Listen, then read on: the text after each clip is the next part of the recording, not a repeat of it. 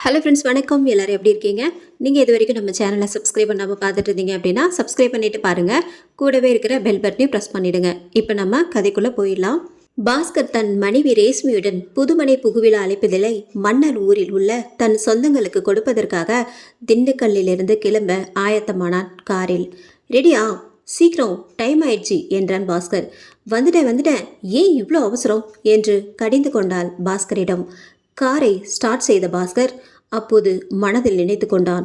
வெகு காலமாகிவிட்டது தன் சொந்தங்களை பார்த்து, தன் பெற்றோரின் இறப்பிற்கு அவர்கள் இங்கு வந்தபோது பார்த்தது என்று. மன்னர் என்ற ஊரையும் அவ்வூருக்கு சொந்தம் ஒரு வழி சொன்னதையும் ஞாபகப்படுத்தி கொண்டான். இப்போது பழைய பாடல்களை ஒலிக்கவிட அவளோ பழைய பஞ்சாங்கமாவே இருக்கீங்களே, கொஞ்சம் இளையராஜா சாங்ஸ் போட்டாதான் என்னவா என சொல்ல, சரி சரி என்று செண்பகமே பாடலை ஒலிக்கவிட ரேஷ்மியும் பாஸ்கரை பார்த்து ஒரு சிறு புன்னகை பூத்தாள். சிறிது நேரம் காரில் பாடல்களை கேட்டுக்கொண்டே அமைதியாக வர தன் சொந்தம் ஒருவர் மன்னர் ஊருக்கு வழி சொன்னதை ஞாபகப்படுத்தி கொண்டான். ஏதோ சொல்ல வந்தாரே, நாம தான் சரி வந்துடுறேன்னு அவர் நம்ம பேசி முடிக்கிறதுக்குள்ள அவசரப்பட்டு கட் பண்ணிட்டோமே. ச்சே, என்ன சொல்ல வந்தாரேன்னு தெரியல. சரி, அங்கு போய் நேர்லேயே கேட்டுக்கிட்டா போச்சு என்று தனக்கே சொல்லி கொண்டான். என்ன நீங்களே பேசுகிறீங்க? வழி கரெக்டு தானே என ரேஷ்மி கேட்க, ஆமாம்மா, சிங்கப்புணரி வழியாக போய் பிரான்மலை வழியில் கட் பண்ணணும்னு சொன்னார் என்றான் பாஸ்கர். அப்போது அவன் தந்தை மன்னர் ஊரை பற்றி சொன்ன தகவல்கள் அவன் நினைவுக்கு வந்தன. ஆடமரம், மன்னர் பரம்பரை என அவன் அவ்வாறு நினைத்த போதே திடீரென்று கார் தானாக பழுதாகி நின்றது. ஆனால் மறுபடியும் ஸ்டார்ட் செய்தபோது ஸ்டார்ட் ஆகியதால் நல்ல நேரம், எதுவும் பிரச்சனை இல்லை என நன்றி தெரிவித்து கொண்டான் கடவுளுக்கு. என்னாச்சு என்று கேட்டாள் ரேஷ்மி. ஒன்றும் இல்லை என்று தலையை ஆட்டி பதில் கூறினான். அப்போது பல நினைவுகள் ஊஞ்சலாடி கொண்டிருந்தன அவன் மனதில். அந்த ஊருக்கு மட்டும் போயிடாத என்று தந்தை சொன்னதே ஏன் அப்படி சொன்னார் என்று யோசித்து கொண்டே பயணத்தை தொடர்ந்தவாறு இருந்தான். சாபம்தான், அதான் அப்படி நடக்குது, அதான் ஊரை விட்டு வந்துட்டேன் என்று தந்தை தனது சொந்தங்களிடம் பேசி கொண்டிருந்ததையும் அப்போதுதான் சிறுவனாக இருந்ததையும் நினைவுபடுத்தி கொண்டிருந்தான். இப்போது சாபம் என்பதையும் மன்னர் ஊருக்கு போகக்கூடாது என்பதையும் ஏதோ ஒரு ரகசியம் உள்ளது என்று தானே முடிவு செய்து கொண்டான்.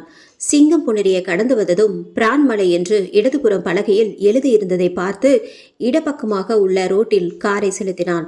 என்னங்க, சரியாதான் போறவா என்று கேட்டுக்கொண்டே வந்தாள் ரேஷ்மி. அவ்வப்போது காரில் அமைதியாக இளையராஜாவின் இதமான இசையில் பயணித்தனர் ரேஷ்மியும் பாஸ்கரும். பாஸ்கரின் மனதில் அநேக கேள்விகள் மன்னர் ஊரை பற்றி எழுந்தவாறு இருந்தன. திடீரென கனவுகள் பயங்கரமாக வந்தது பற்றி யோசித்துக் கொண்டிருந்தது அவன் மனது எங்கோ அலைப்பாய, ஏங்க ஆடு என்று ரேஷ்மி கத்த சுயநினைவு வந்தவனாய் காரை வலது பக்கம் திருப்பி பிரேக் பிடித்தான். ரேஷ்மியோ ஐயோ ஆடு செத்துடுச்சா என்று கேட்டாள் அவனிடம். அவனும் எந்த சத்தமும் இல்ல, இறங்கி பார்க்கிறேன் என்றவாறு இறங்க தொடங்கினான். அப்போது ரேஷ்மி தன் பார்வையை சுழலவிட்டாள். வேறு யாரும் பார்த்து விட்டார்களா என்பதை அறிய. ஆனால் தூரத்தில் கருமையாக ஒரு உருவம் நடுரோட்டில் தங்களை நோக்கி வேகமாக வருவதை கண்டவள், ஏங்க யாரது என்று கேட்டுக்கொண்டே உத்து பார்த்தபோது இவள் இப்போது விபத்தில் கண்ட ஆட்டை பார்த்ததும் திகிலடைந்தாள். ஆனாலும் அந்த ஆடு இப்போது இவளின் கண்களுக்கு தெளிவாக தெரிந்தது. மேலும் தன் தலையால் முட்டுவதை போல் செய்துவிட்டு மறைந்தும் போனதை பார்த்து நடுநடுங்கி விட்டாள். கீழே இறங்கிய பாஸ்கரோ, எங்கடி ஆட்டையும் காணோம் ஒன்னத்தையும் காணோம் என்று கேட்டவன் ரேஷ்மியிடம் பதில் ஏதும் வராததால் மீண்டும் காருக்குள் ஏறிக்கொண்டான். இதுக்கு தான் சொன்னேன், சொந்தமும் வேணாம் ஒன்னும் வேணாம்னு, இவ்வளோ தூரம் வரணுமா, கேட்டாதானே என்று கடிந்து கொண்டாள் பாஸ்கரை. இருடி, இப்ப என்னாச்சு, ஒன்னும் ஆகலைல என்றான் பதிலுக்கு. கார்ல போகவே பயமா இருக்கு, மாமாவும் அந்த ஊருக்கு போக வேண்டான்னு சொல்லி இருந்தார் என்கிட்டயும் என்றாள். அவர் அப்படிதான் சொல்வார், எனக்கு சொந்தம்னு 4 பேராவது வேணும், அவர் மாதிரி என்னால இருக்க முடியாது, நல்லது கெட்டதுக்கு 4 பேர் வேணுடி என்று கோபமாக பதிலளித்தான் பாஸ்கர். உங்க சொந்தங்களை வச்சு நீங்களே அழுங்க, எனக்கென்ன, என்னையெல்லாம் எதுவும் கேட்கக்கூடாது என்றாள் பாஸ்கரிடம். சரி விடு டார்லிங், உன்னை விட்டா எனக்கு யார் இருக்கா, எனக்கும் என் சொந்தங்களை பார்க்க ஆசை இருக்கும்ல, சொந்த ஊர் வேற, பார்க்க ஆசையா இருக்காதான்னு கொஞ்சம் வார்த்தைகளில் கெஞ்சினான் ரேஷ்மியிடம். அவளும் பொய் கோபத்தை கலைத்து ஒரு சிரிப்பால் அனுமதி தந்தாள். காரில் சென்று கொண்டிருக்கும் போது அன்றைய நாளிதழின் ஒரு பக்கத்தில் மன்னர் ஊரில் நடந்த கொலைகளுக்கு உண்மையான காரணம் என்ன என்ற செய்தி அவன் கண்ணில் பட்டது. இது ரேஷ்மியின் கண்ணில் படாமல் இருக்க பேப்பரை எடுத்து டோர் சைடு பாக்ஸில் சொருகினான். அமைதியாக ஆள் அரவமே தென்படாத சாலையாக அது இருந்தது. பாதை சரியா என்று விசாரிக்க யாராவது தென்படுவார்களா என்று பார்த்து கொண்டே காரை ஓட்டினான். சிறிது தூரம் சென்றபோது வயலில் ஆடுகளை மேய்த்து கொண்டிருக்கும் ஒருவர் கண்ணில் பட்டார். அவரை பார்த்ததும் அப்பாடா என்று நிம்மதியடைந்தான். காரை ரோட்டின் சைடில் நிறுத்தி, ஐயா, மன்னர் ஊருக்கு வழி இதானா என்று கேட்டான் அந்த முதியவரிடம்.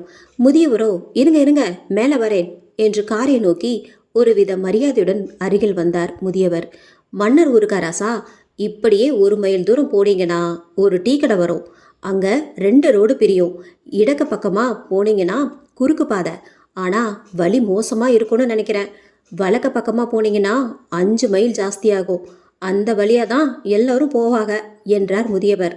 குறுக்கு வழியில் போக வேணா ராசா, அந்தி சாஞ்சிருச்சு, நீ சுத்தியே போராசா என்று பலமான யோசனையிலே அந்த முதியவர் பாஸ்கரிடமிருந்து பதிலேதும் பெறாமல் நகர்ந்தார். பாஸ்கரும் ஐயா ரொம்ப தேங்க்ஸ் என்றான்.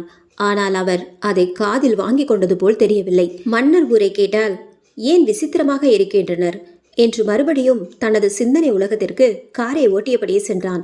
முதியவர் சொன்னபடியே டீ கடையும் வந்தது. ஏங்க, தலை வலிக்கிற மாதிரி இருக்கு, காஃபி குடிச்சிட்டு போவோம், அப்படியே வழியும் கேட்டுக்கோங்க என்றாள் ரேஷ்மி.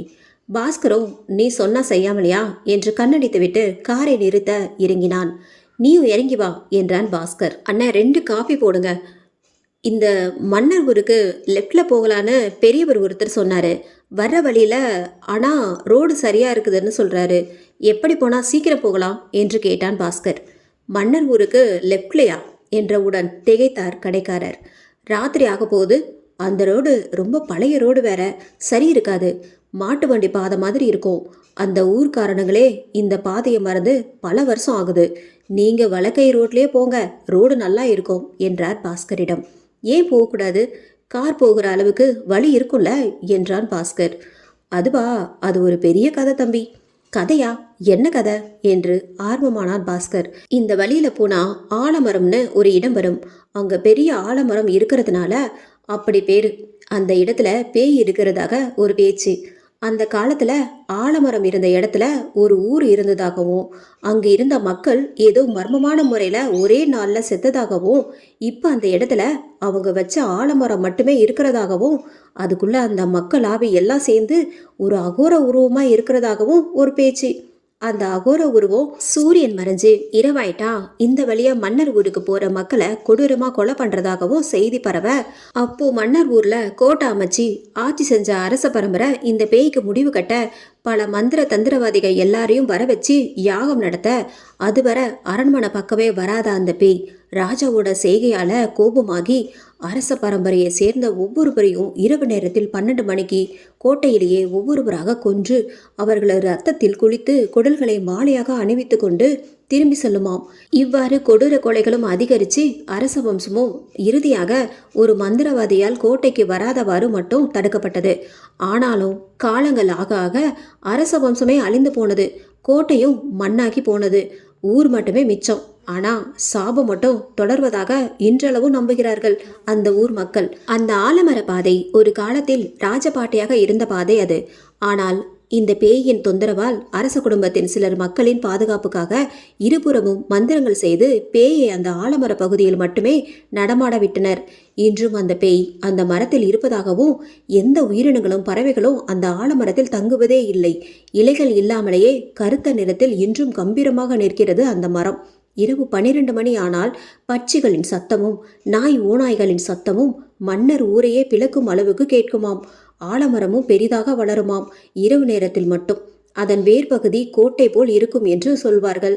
பகலில் நார்மலாகிவிடும் என்பார்கள். பல வருடம் ஆனாலும் அந்த இடத்தில் கொலைகள் மட்டும் நடந்து கொண்டே இருக்கின்றன. ஆனால் நகைக்காக கொல்லப்பட்டார்கள் என்று போலீஸ் நம்புகிறார்கள்.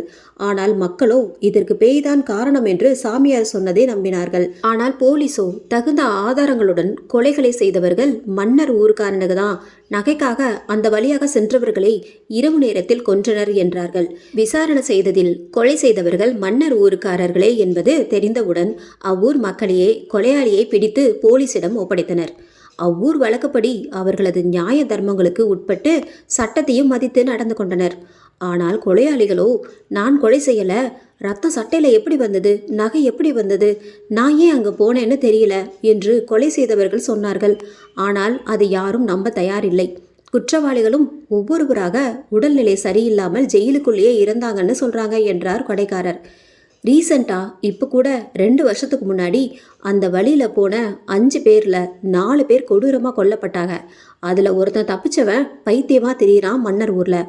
அவன் தான் பேயை பார்த்ததாகவும் அகோரமாக பசியோடு இருந்ததாகவும் ரத்தம் பூசி இறந்ததாகவும் தன்னை மட்டும் விட்டுடுச்சுன்னு சொல்லிக்கிட்டு திரியிறான். அந்த 4 பேரை கொண்டவனும் மன்னர் ஊருக்காரன் தான்னு போலீஸ் கண்டுபிடிச்சி அவனும் அதே மாதிரி நான் பண்ணலை, எனக்கு என்ன நடந்ததுன்னு தெரியல, இப்போவும் முணுமுணுத்துக்கிட்டே இருக்கானாம் ஜெயிலில்.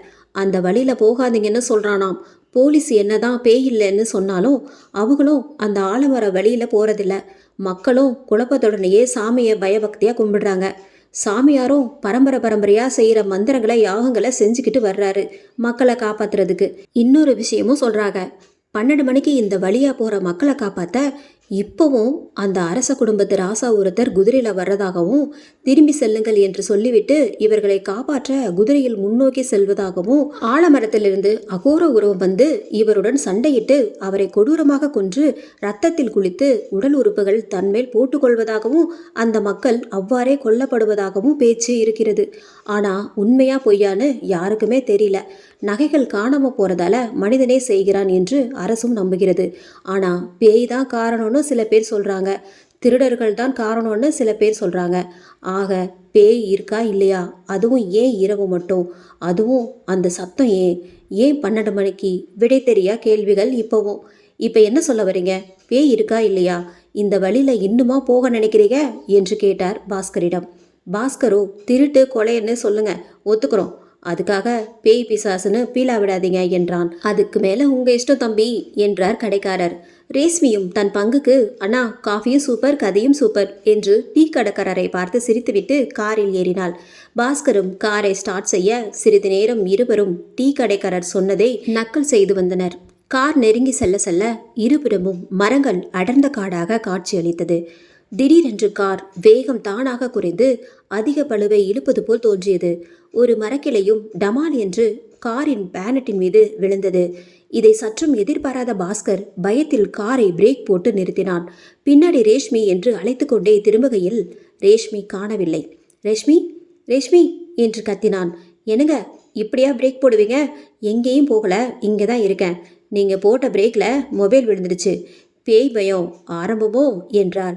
பிறகு பாஸ்கரும் காரை விட்டு இறங்கி சென்று பார்த்தபோது ஒரு வாது ஒரு கொடியில் சிக்கிக்கொண்டு வீலில் சிக்கியிருந்தது. பிறகு அதை நீக்கிய பிறகு காரில் ஏறி அமர்ந்து மனைவியிடம் பேச முற்பட்டான். கண்ணாடியை திருப்பி அதில் ரேஷ்மியின் முகத்தை பார்த்தபோது அதிர்ந்தான். ஆம், ரேஷ்மி அந்த டீ கடைக்காரர் சொன்ன அரசனாக கையில் வாளோடும் ராஜ உடையோடும் வீற்றிருந்தாள். ஒரு ஆண்மகனாக மாறி அவள் சங்க தமிழில் ஏதோ சொல்ல பாஸ்கருக்கோ திரும்பி செல் என்றது மட்டுமே புரிந்தது. அதை கேட்டு அவன் விக்கித்து இருக்க ரேஷ்மியோ மூர்ச்சையாகிறாள். அடுத்த நொடி அரசனோ கம்பீரமாக குதிரையின் மீது ஏறிய பிறகு பாஸ்கரை பார்த்து விரைவில் என்று சொல்லிக்கொண்டே குதிரையில் பறந்தான். பாஸ்கரும் காரில் அவனை தொடர நெருங்கினான். விகாசமாக வளர்ந்திருந்த ஆலமரத்தை அப்போது திடீரென்று அகோர உருவம் ஆலமரத்திலிருந்து இறங்கி அரசனுடன் சண்டையிட்டது. சில நொடிகளில் அரசனின் உடல் பீத்தெரிக்கப்பட தன் சுண்டு விரலால் அரசனின் தலையை சுண்ட அது பாஸ்கரின் காரின் மீது வந்து விழுந்தது. அரசனின் கண்கள் இரண்டும் பாஸ்கரை நோக்கி திரும்பிச் செல் என்று சொன்னேன் அல்லவா என்று கேட்பது போல் இருந்தது. அகோர உருவமோ அரசனின் இரத்தத்தை தன்மேல் பூசிக்கொண்டு குடலை மாலையாக போட்டுக்கொண்டும் காரை நோக்கி நகர்ந்தது. பாஸ்கரோ கல்லாகி இருந்தான். மூர்ச்சையில் இருந்து எழுந்த ரேஷ்மி மறுபடியும் கோமா நிலைக்கு சென்றால் வெட்டப்பட்ட தலையை பார்த்ததும் அகோர பேயும் பாஸ்கரை நோக்கி நகர சுயநினைவுக்கு வந்தபோது அவன் காரில் எதிரில் நின்றது. அவன் காரை சுற்றி உள்ள அனைத்தும் எரிய அவனுக்கும் அவன் காருக்கும் எந்த பாதிப்பும் இல்லை.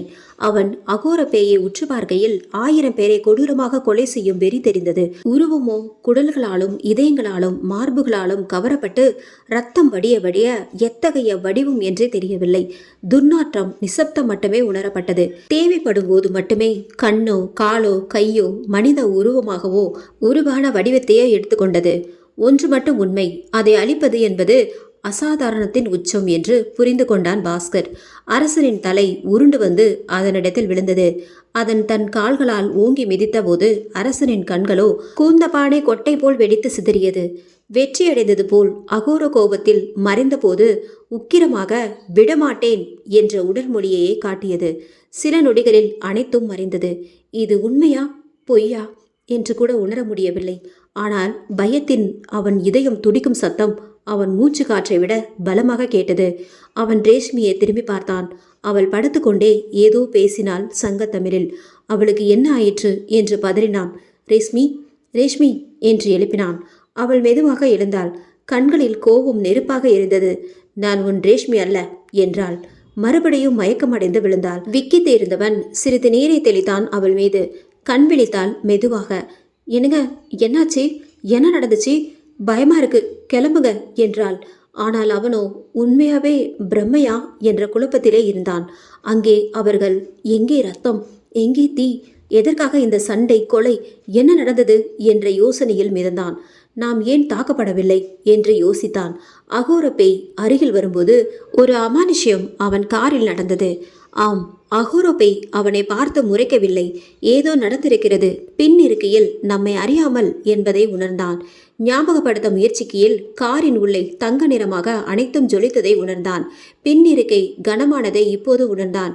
ஆம், பாஸ்கர் யூகிப்பது அனைத்துமே உண்மையே. அகோரம் அவனை பார்த்து முறைக்கவில்லை, அது ரேஷ்மியை பார்த்துதான் முறைத்தது. ரேஷ்மியும் கட்டுக்கடங்காத கோபத்தில் அகோரத்தை பார்த்து முறைத்தாள். அவள் கோபத்தை வெளிப்படுத்த இயலவில்லை என்ற காரணத்தினால் அவள் உக்கிரத்தில் காரின் பின்புறம் கோபத்தின் கணத்தால் கீழிறங்கியது. 2 டயர்களும் வெடித்தது. அவள் வேறு முடிவு எடுத்திருந்தால் பாஸ்கரின் உயிரும் பறிபோயிருக்கும், நிலைமையும் கைமீறி போயிருக்கும். காலமும் உகந்ததல்ல என்பதை உணர்ந்ததால் அவள் பாஸ்கரை காப்பாற்ற மட்டுமே நினைத்திருந்தாள். இதற்காகத்தான் அவள் மன்னருக்கு போக வேண்டாம் என்று தடுத்து பார்த்தாள். ஆனால் அவன் அன்பில் கட்டுப்பட்டதால் தான் பலவீனமாக இருந்த போதும் செல்ல சம்மதித்தாள்.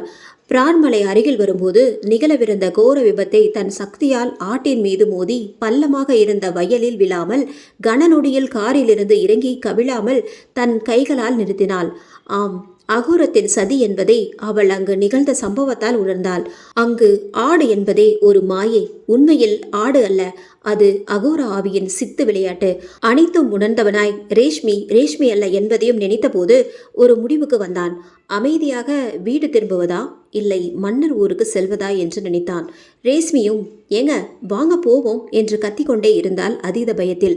2 டயர்களும் பஞ்சர் டி என்று கோபத்தில் வாய்வர ரேஷ்மியின் உருவம் நினைவுக்கு வந்தவனாக பஞ்சர்மா என்று பவ்யமாக பம்மினான் பாஸ்கர். அப்போ எப்படி போறது, ஏதாவது செய்யுங்க என்றாள். யோசனை வந்தவனாக, இறங்கணும், நம்ம குடல் அது கழுத்துல கிடக்கும், பேசாம அப்படியே வண்டியை பஞ்சரோடு ஓட்டிக்கிட்டு போயிடுவோம்னு முடிவு செய்து 2-3 முறை ஸ்டார்ட் செய்து 4வது முறை ஸ்டார்ட் ஆனது. போதுவடா சாமி என்று கடவுளுக்கு நன்றி தெரிவித்துவிட்டு ரிவர்ஸ்லேயே ஓட்டி கொண்டு சென்றான். திரும்பி திரும்பி பார்க்கும்போது பாஸ்கருக்கு ரேஷ்மியின் மன்னர் தரிசனமே ஞாபகத்துக்கு வந்தது. எல்லா பேய்களும் நம்மளை வச்சு செய்தே என்று முணுமுணுத்து கொண்டே படபடப்புடனே ஒரு வழியாக டீ கடை வந்து சேர்ந்தான் காருடன். டீ கடையும் வெளிப்பக்கமாக பூட்டி இருந்ததால் காரிலிருந்து பயத்துடனே இறங்கி பார்க்கையில் டீ கடை வீட்டின் முகப்பில் கட்டப்பட்டு இருந்ததை பார்த்து மகிழ்ந்தவனாக, அண்ணே அண்ணே, டீ கடைக்காரண்ணே என்று கத்தினான். யாரோ கத்துவதை கேட்ட கடைக்காரரும் கதவை திறந்து பார்த்தபோது அதிர்ச்சியடைந்தான். டீ கடைக்காரர் முகத்தில் ஈ ஆடவில்லை. பாஸ்கருக்கோ நிம்மதியில் பெருமூச்சு விட்டான். ரொம்ப நன்றினே என்றான் பாஸ்கர். கடைக்காரரோ, நீங்க எப்படி பார்த்துட்டு வந்துட்டீங்களா, ஆலப்புறம் போனீங்களா, ஒன்றும் ஆகலையா என்று கேள்வி மேல் கேள்வி கேட்டுக்கொண்டே இருந்தான்.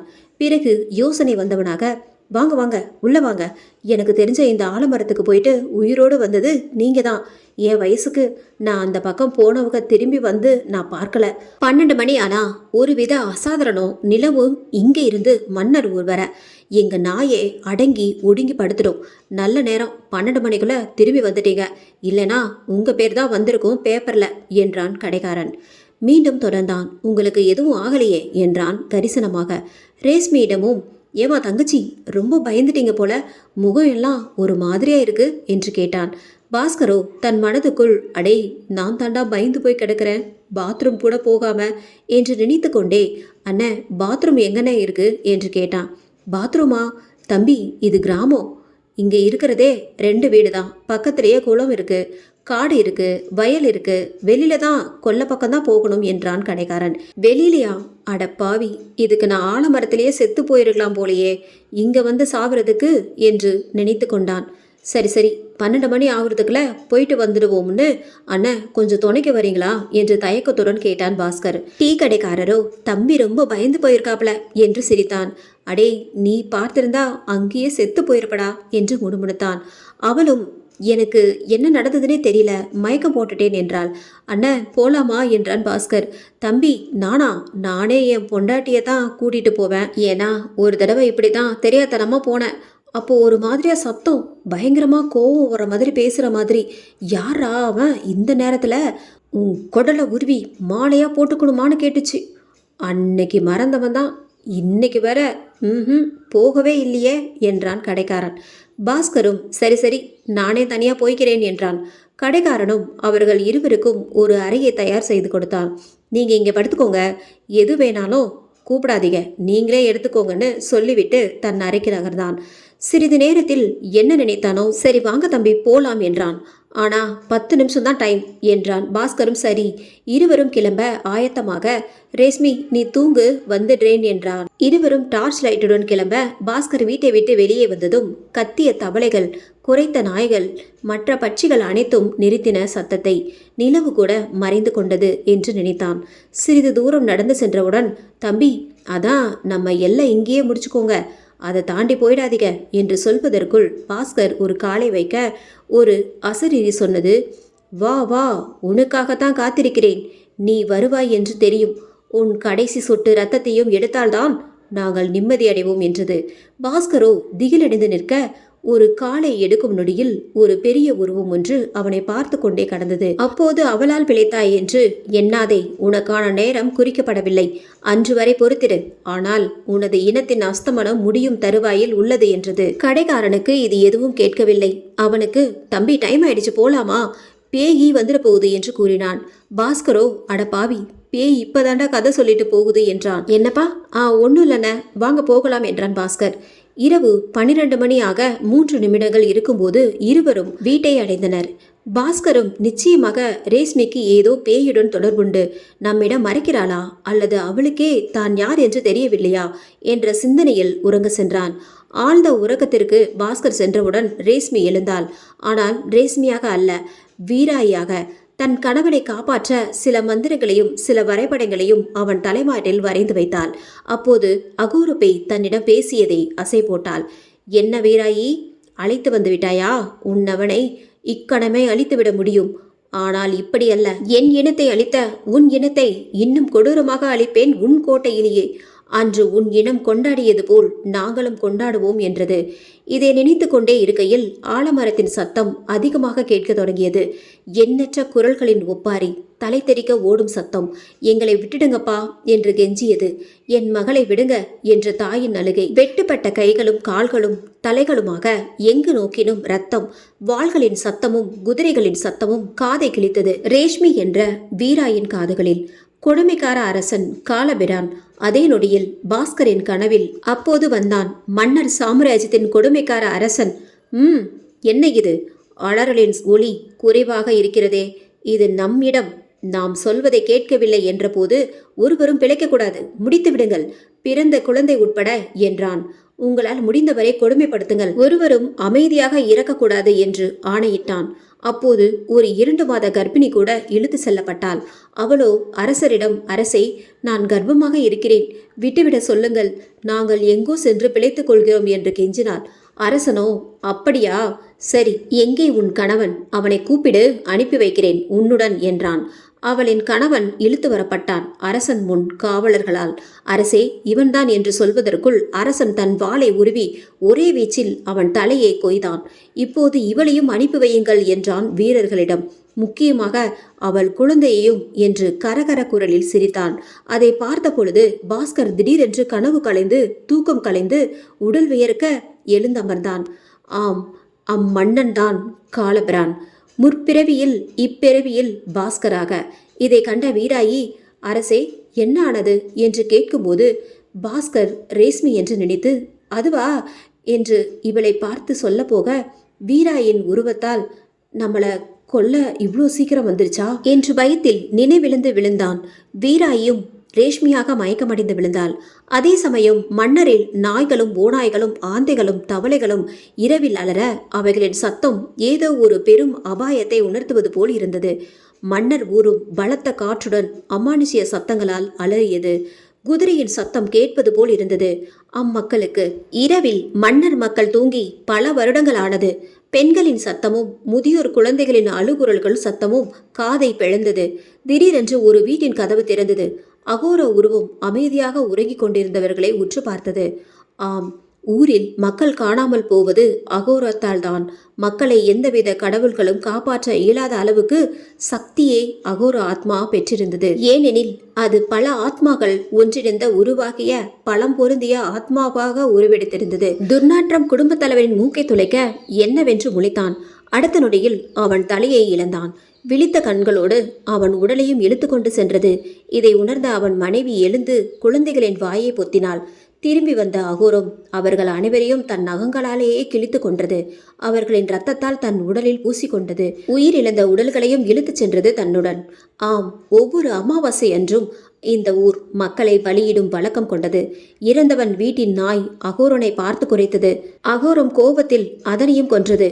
பசு, ஆடு, கோழி என அவற்றையும் கொன்று தலைகளை வெட்டி மாலையாக அணிந்து பிராணிகளின் ஆத்மாவை எடுத்துக்கொண்டு உடல்களை விட்டு சென்றது. அகோரத்தை கண்டு காகங்கள், ஆந்தைகள், வௌவால்கள் பலமாக பயத்தில் எரிச்சலிட்டன. இரவு முழுவதும் கத்திக்கொண்டே இருந்தன. இந்த மாதிரி சம்பவங்கள் நடந்ததால்தான் மறைக்கப்பட்ட அரச வம்ச வாரிசான பாஸ்கரின் தந்தையையும் அத்தையையும் அவன் தாத்தா பௌர்ணமி என்று மந்திரங்கள் யாகங்கள் செய்து மன்னர் ஊரின் இன்னொரு வழியை உருவாக்கினார். அதில் தப்பி வந்தவர்கள்தான் பாஸ்கரின் தந்தையும் ரேஷ்மியின் தாயும். இருவருக்கும் வெவ்வேறு இடங்களில் மனம் முடித்து வைத்தால் அரச வம்சம் மறைந்து பாதுகாப்பாக அண்ணனும் தங்கையும் வாழ்வார்கள் என்று முடிவெடுத்து திருமணம் செய்து வைத்தார் தாத்தா. ஆனால் சாபம் யாரை விடும்? தாத்தாவும் விபத்தில் துர்மரணம் அடைந்தார். இதற்கிடையில் தங்களுக்கு குழந்தை பிறந்தால் அவர்களுக்கு திருமணம் செய்ய வேண்டும் சத்தியம் செய்து கொண்டார்கள். அதே போலவே பாஸ்கரும் ரேஷ்மியும் மன்னர் குடும்பத்து வாரிசாக பிறந்து வளர்ந்து திருமணம் நடந்தது. திருமணம் நடந்து முடிந்த மறுநாள் பாஸ்கரின் குடும்பமும் ரேஷ்மியின் குடும்பமும் ஒன்றாக கோவிலுக்கு சென்று திரும்ப வருகையில் நடந்த விபத்தில் பாஸ்கரின் தந்தையை தவிர மற்ற மூவரும் இறந்தனர். தந்தையும் பலத்த காயங்களுடன் மருத்துவமனையில் போராட தனது இறுதி நாளில் ரேஷ்மியை அழைத்து சாபங்கள் பற்றியும் ஓலைச்சுவடிகள் பற்றியும் அரண்மனை பற்றியும் முக்கியமாக சமாதியை பற்றியும் கூறி மன்னருக்கு மட்டும் எக்காரணத்தை கொண்டும் செல்லக்கூடாது என்று சத்தியம் வாங்கினார் ரேஷ்மியிடம். ஆனால் அவருக்கு எவ்வாறு தெரியும் இவள் வீராயி என்று? பாஸ்கரோ அதிர்ச்சியில் விழுந்து உறங்கியவன்தான், எழவே இல்லை. ரேஷ்மியும் தான். ஆனால் வீராயாக அவ்வப்போது விழித்தாள். மணித்துளிகள் சூறாவளியாய் கடந்தன. வீராயை விழிக்க நினைத்தாலும் ரேஷ்மியின் உடலும் கண்களும் ஒத்துழைக்க வேண்டுமே. அதனால் தன்னை அறியாமல் மீண்டும் உறக்கத்திற்கு சென்றாள். பாஸ்கரை அழைப்பது போல் அவனுக்கு ஒரு உணர்வு. மெதுவாக விழிக்க நேற்று நடந்தது எல்லாம் கனவா என்று நினைத்து கொண்டு எழுந்தபோது அரசன் மறுபடியும் அவன் முன் உறங்கும் நேரமில்லை, இனி காலம் கரைந்து கொண்டிருக்கிறது என்று கூறிவிட்டு மறைந்தான். இவன் யார்டா மறுபடியும் என்று நினைத்தவன் சுயநினைவு வந்தவனாக பார்த்தபோது அவன் இருந்த இடம் பாலடைந்த வீடாக காட்சியளித்தது. தன்னை சுற்றி போடப்பட்டிருந்த மந்திர வரைபடங்களும் அவனுக்கு ஏதோ உணர்த்தின. எழுந்தவன் நேராக டீ கடைக்காரரை காண அவனது அறைக்கு செல்கையில் அவனும் அவனது மனைவியும் நாயும் இவனுக்காகவே காத்திருந்தது போல தயாராக இருந்தனர். அவர்களை அருவமாக பார்த்ததும் பாஸ்கர் திரும்பி ஓட முற்பட டீ கடைக்காரனோ நில்லுங்கள் என்றான். எங்களுக்கு இடப்பட்ட கட்டளை உங்களிடம் ஒன்றை காட்டுவதே எங்கள் பணி, அதோ அங்கு என்று கை காட்டிய இடத்தில் பாஸ்கர் கண்களுக்கு ஒன்றுமே தெரியவில்லை. இனி உங்கள் கையில் என்று பணிவுடன் வணக்கம் தெரிவித்துவிட்டு விடை பெற்றான். ஓவியங்களும் பண ஓலையும் பாஸ்கருக்கு அனைத்தும் கனவு மாதிரியே தெரிந்தது. ரேஷ்மியை திரும்பி பார்த்தான். அவள் இன்னும் உறக்கத்தில் தான் இருந்தாள். ஏதோ ஒன்றை முடிவு செய்தவனாக பயத்துடன் அவர்கள் காட்டிய இடத்துக்கு முன் சென்றான். சிறிது தூரம் செல்கையில் ரேஷ்மி அழைக்க, என்னங்க எங்கு போறீங்க என்று கேட்க, எதிர்பாராத அந்த அழைப்பால் தடுமாறி அங்கிருந்த வேர் போன்ற ஒன்றை மிதிக்க திடீரென்று கீழிருந்த நிலம் சுருங்கக்குழி போல் திறக்க அதனுள் தடதடவென்று உருண்டு விழுகையில் கையில் ஒன்றை பற்றி அதை இழுத்து எழுந்து நிற்கையில் ஒரு பெரிய பாறாங்கல் உருண்டு விழுந்த சத்தம் கேட்டது. விழுந்த இடமும் சமதளமாக இருந்ததை உணர்ந்தான். இருட்டிலும் கண்களை விரித்து விரித்து பார்வையை கூர்மையாக்கி பார்த்தான். காரிருளாகவே இருந்தது. டீ கடைக்காரன் நம்ம சோழியை முடிக்க இங்க வர சொன்னானோ என்ன, இதுவே ஒரு மாளிகை மாதிரி இருக்கு. இந்த இடத்தில் இப்படி ஒரு இடமா? யாருக்குமே தெரியாதது போல முன்பின் திரும்பியவன் ஒன்றை கவனித்தான். ஏதோ ஒரு உருவம் நம்மளையே பார்க்கிற மாதிரியே இருக்கு. மெதுவா திரும்புவோம், லைட்டர் எங்க இருக்கு என்று தேடினான் தனது உடையில். மெதுவாக திரும்ப நினைக்க, ஆனால் வேகமாக திரும்பிவிட்டான். பயத்தில் லைட்டரின் வெளிச்சத்தில் ஒரு வெள்ளை திரைச்சீலைக்குள் ஒரு உருவம் இருப்பது போல் உணர்ந்தான். அதே சமயம் தன் தலைக்கு பின்புறம் ஏதோ உணர்ந்தவனாக திரும்ப ஒரு உருவம் கத்தியால் பாய நெஞ்சை கிழித்து சென்றது. ஆ என்று கத்தியவன் பிறகு உணர்ந்தான், தனக்கு எதுவும் அல்ல, அது பின்னால் இருந்த வெள்ளை உருவத்தின் நெஞ்சில் பாய்ந்தது. அது ஒரு வெற்றும் பிம்ப காட்சி என்ற பிறகு உணர்ந்தான். திடீர் என்று ஏதேதோ காட்சிகள் கண்முன் நடப்பது போல் உணர்ந்தான். சில உரையாடல்களின் கேட்டான். அது பழைய தமிழில் இருந்தது. வெட்டுங்கள் அவன் தலையை, கை கால்கள் உடையுங்கள், எரித்து விடுங்கள், ஒருவரையும் விடாதீர்கள் என்ற அவன் காதுகளில் விழுந்தவாறு இருந்தன. குரல்கள் மிகப்பெரிய போர்க்கள காட்சி கண்ணில் படுகிறது. பெண்கள் பலாத்காரம் செய்யப்படும் காட்சிகளும், குழந்தைகள் தூக்கி எறியப்பட்டு நசுக்கப்படுவது போல காட்சிகளும், ஒரு பெண் வாளால் சண்டையிடுவது போலவும் கண்டான். வியர்த்தது அவனுக்கு. அந்த இரவு மறிக்கப் போகும் தருணத்திலும் லைட்டரை மெதுவாக மேலே உயர்த்தியவன் சில ஓவியங்களை கண்டான். அதில் மூதையார், அரச குடும்பத்தார்கள் ஓவியங்கள், அரசர்கள், ராணிகள், மந்திரிகள், புரவிகள், மாளிகைகள், அதனை சுற்றிய அகழி மற்றும் ஒரு நீல வரைபடம். அதில் மன்னர் சாம்ராஜ்யம் என்று ஒரு முழுமையற்ற தமிழ் எழுத்துக்களால் எழுதப்பட்டிருந்தன. அதற்கடுத்த ஓவியங்களில் அரசன் முன் ஒருவன் மண்டியிட்டு தலை வணங்குவது போலவும், அவனை அரசன் ஆசிர்வதிப்பது போலவும் இருந்தது. அதற்கடுத்து இளவரசன் தன் ராணி மற்றும் சிறிய மகளுடன் ஒரு ஓவியம். பிறகு போர்க்கள காட்சியும், பிணக்குவியல்களும், பிணங்கள் கொண்டு செல்லப்படுவதும், குழிகள் வெட்டப்பட்டு அங்கு பிணங்கள் குவிக்கப்பட்டு மண்ணால் மூடப்பட்டு சமமாக்கப்படுவதும், அதில் ஆலமர கன்றுகள் நடப்படுவதுமாக எதையோ விவரித்தது அவனுக்கு. பிறகு அதன் தொடர்ச்சியாக அரண்மனைக்கு முன் நுழைவு வாயிலில் முக்கிய தலைவர்களின் தலையில்லா உடம்புகள், கோட்டை வாயில் புறத்தில் தொங்கவிடப்பட்ட ஓவியங்களும் அவனுக்கு பயத்தை உண்டாக்கின. இவ்வளவு கொடுமையான ஒரு போரா என்று நினைத்தான். அதற்கடுத்து தனியாக சில ஓவியங்கள் மிக்க வேலைப்பாடுகளுடன் வீரியமாக வரையப்பட்டிருந்தன. இப்போது வரைந்தது போலவே அந்த ஓவியம் இருந்தது. அது திடகாத்திரமான ஆணழகனாக முகத்தில் வெட்டுக்காய தழும்புடனும் வாளுடனும் மறுகையில் தலையுடனும் திமிரி நின்றது. ஓர் ஆணின் ஓவியம். ஆனால் அவன் உற்று பார்த்தபோது அந்த ஓவியம் போர்க்களத்தில் உள்ள அரசனை வெளிப்படுத்தியது. உடல் முழுவதும் இரத்த கரையாகவும் எதிரே பல உடல்கள், தலைகள் துண்டிக்கப்பட்டு கிடந்தன. இன்னொரு ஓவியம் அவனை திகைக்க வைத்தது. அது மக்கள் எலும்பும் தோலுமாகவும், மாடுகள், ஆடுகள் என எல்லா வகை தொகை இல்லாமல் வீழ்ந்து கிடந்தன. பிறகு ஒரு பெண்ணும் அதே உக்கிரத்துடன், ஆனால் அருகில் ஒரு விதமான உருவம். ஆம், அவன் கண்ட அதே அகோரம். பிரமித்து நின்றான். அப்போது அவனை இடைமறித்தது ஒரு குரல். உள்ளே வாருங்கள் என்று அழைத்தது. இது அந்த அரசனின் குரல் போன்றே இருந்தது. திடுக்கிட்டவனாக திரும்பி பார்க்க, அதே அரசன், ஆலமரத்தில் எச்சரிக்கை செய்தவன். இந்த குகையில் இந்த அரசனா என்று தடுமாறியவன் தயங்கி தயங்கி அவனால் திறக்கப்பட்ட குறுகிய சுரங்க வழியில் சென்றான். அப்போது ரேஸ்மியின் ஞாபகம் வர, ரேஸ்மி என்று பாஸ்கர் அழைக்க, அரசனோ அமைதி அமைதி, இது அதற்கான நேரமல்ல என்றான். நில்லுங்கள், நீங்கள் யார் என்று கேட்டான் பாஸ்கர். அதற்காகத்தான் உங்களை இங்கு தங்க வைத்தேன், வாருங்கள், எல்லாம் தெரிய வரும் என்றான் அரசன். அவன் லைட்டரும் அணைந்த நேரத்தில் தானாக எரிந்தன தீப்பந்தங்கள். தங்க கலரில் ஜொலித்தது அந்த அறை. ஆயுதங்களும் கேடயங்களும் ஈட்டிகளும் ஒரு புறம் நிறைந்து கிடக்க, அதை பார்த்தவாறே வியப்பில் நகர்ந்து கொண்டிருந்தான். இறுதியில் அந்த அறை வந்தது. முழுவதும் மந்திர பொருட்களால் பாதுகாப்பாக அடைக்கப்பட்டு இருந்தது அந்த அறை. மஞ்சளும் குங்குமமும் மஞ்சள் கயிறுகளும் ஒரு பாறையில் பூசப்பட்டும் கட்டப்பட்டு இருந்தன. சில செடிகளும் சில ஜந்துக்களும் அந்த இடத்தில் காட்சியளித்தன. அரசனோ, இதோ உங்கள் கேள்விகளுக்கான பதில் என்று ஒரு பாறையை காண்பித்தான். பாஸ்கரோ, என்ன அது என்று கேட்க, உள்ளே அகோரனை அடக்க தேவையான ஆயுதம் என்றான். ஆமா, அதை ஏன்யா சொல்ற? நீ சொல்றத பார்த்தா நானா என்று வியப்பில் கேட்க, உங்களுக்காகத்தான் பல வருடங்களாக இதை பாதுகாத்தோம், காலம் வரும் வரை காத்திருந்தோம் என்று கூறினான். அதே நேரத்தில் ரேஷ்மியோ, ஐயோ என்னங்க என்னங்க என்று கத்தினாள். பாஸ்கரின் குரல் மட்டும் பதிலளித்தது, அங்கே இரு, வந்துடுறேன் என்று. அது பாஸ்கர் அல்ல, அரசன் அவனின் குரலில் பதிலளித்தான். அரசன் விவரிக்க தொடங்கினான் பாஸ்கருக்கு. மன்னர் சாம்ராஜ்யம், இயற்கையின் அத்தனை அழகும் ஒன்று சேர படைக்கப்பட்ட சாம்ராஜ்யம் அது. ஒரு பேரரசர் அவதரிக்கும் முன் ஆட்சி புரிந்த மன்னர்கள் மன்னரை குறுநில அரசாக ஆட்சி புரிந்தனர். அன்று பௌர்ணமி நாள். நிலவு முழுவதுமாக தன் அழகை காட்ட அனைத்து நட்சத்திரங்களும் சந்தோஷத்தில் சிரிப்பது போல் ஜொலிக்க சுபதினத்தில் காலபிரான் அரசன் முதலாம் வர்மனுக்கும் குந்தல தேவிக்கும் பிறந்தார். அன்று முதல் மன்னர் உச்சாணியின் புகழுக்கே சென்றது. அதன் பிறகு காலபிரானுக்கு தமையனாக இளவரசர் உதிரன் பிறந்தார். வருடங்கள் கடக்க காலபிரானும் உதிரனும் பல போர்கள் அண்டை நாட்டின் மீது தொடுத்து வெற்றி கண்டு தன் நாட்டுடன் இணைந்து யாரையும் கொடுமைப்படுத்தாமல் தோற்ற அரசனையே அரசனாக நியமித்து கப்பம் மட்டும் செலுத்த சொன்னார்கள். மற்ற அடிபணிந்த அரசுகளும் செல்வங்களை அள்ளி கொடுக்க ஜொலித்தது. மன்னர் சாம்ராஜ்யம் சிற்றரசு பேரரசராக மாறியது.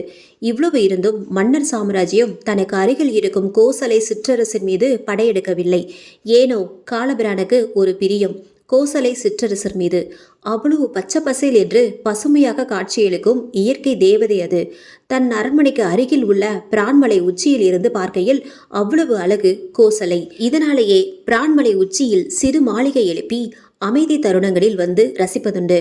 ஒரு நாள் தமையன் உதிரன் காலபிரானிடம், அரசே, உங்கள் ஆசையை நிறைவேற்ற எனக்கு ஒரு வாய்ப்பு தாருங்கள். எங்களுக்கு தேவையானதை எல்லாம் நாங்கள் கேட்காமலேயே நீங்கள் தரும்போது நாங்களும் உங்களுக்கு கடமைப்பட்டுள்ளோம்.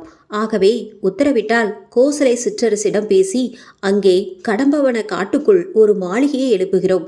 நீங்களும் ஓய்வு காலங்களில் அங்கே அமைதியாக இளைப்பாறலாம் என்றான். காலபிரானோ சற்று தூரத்தில் இருந்து பார்த்தால் அது அழகாகத்தானே இருக்கிறது. அதனால் தான் கோசலையின் மீது போர் தொடுக்க விருப்பமில்லை. காலபிரானுக்கும் மனதின் ஓரத்தில் ஒரு ஆசை துளிர்த்தது. தந்தையின் எச்சரிக்கையும் மீறி, ஆகட்டும், உங்கள் விருப்பம் என்றான். ஆனால் அன்பின் வழியில் என்றான். முன்பிருந்த கோசலை அரசு மோதல் போக்கைத்தான் கடைபிடித்தது வர்மன் காலத்திலேயே. தந்தை வர்மனும் காலபிரானிடம் அந்த தேசத்தை தொட வேண்டாம், அது நமக்கு நல்லதல்ல என்று நம் மூதையர்களே சொல்லி சென்றுள்ளனர். அதனால்தான் நாம் அந்த தேசத்தை எதுவும் செய்யவில்லை. நீயும் அவ்வாறே நடப்பாய் என்று நம்புகிறேன் என்றார். அதனால்தான் காலபிரான் பிரான்மலையில் சிறு மாளிகை அமைத்து அழகை ரசித்தார். தமையனுக்கு மணமுடித்து வைத்தவர் தனக்கு மணமுடிப்பதில் நாட்டமில்லை என்பதால் தனிமையாகவே வாழ்ந்தார். ஆனால் தன் தமையனின் மகள்தான் அவரது பொழுதுபோக்கு. இருவரும் பிரான்மலையில் உச்சியில் நேரம் போவதே தெரியாமல் பொழுதை கழித்தனர். அவள் பெயர் பார்கவி. பார்கவிதான் அவர் உலகம். அவளுக்கு சிலை செய்வது, எழுதுவது, வில் பயிற்சி என சகலத்தையும் கற்றுக் கொடுப்பார் காலபிரான். இதனால் திருமணத்தின் மீது நாட்டமில்லாமல் போனது. உதிரனும் தன்னுடன் சிறு படையை அழைத்து சென்றான் கோசலை சிற்றரசனை சந்திப்பதற்கு. எல்லைக்கு சிறிது தூரத்திலேயே படையை நிறுத்திவிட்டு உதிரனும் பாதுகாப்புக்கு மூவருமாக கோட்டைக்குள் சென்றனர். கோசலையின் அரசன் முத்தாரனுக்கு தகவல் வர சந்திக்க சம்மதம் தெரிவித்தான். படை வீரர்களோ அனைவரும் ஆஜானுபாகு போல காட்சியளித்தனர்.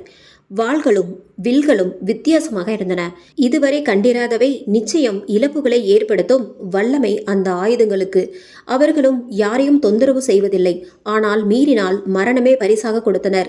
மந்திர தந்திரங்களுக்கு பெயர் பெற்றவர்கள் என்ற பெயரும் உண்டு இவர்களுக்கு.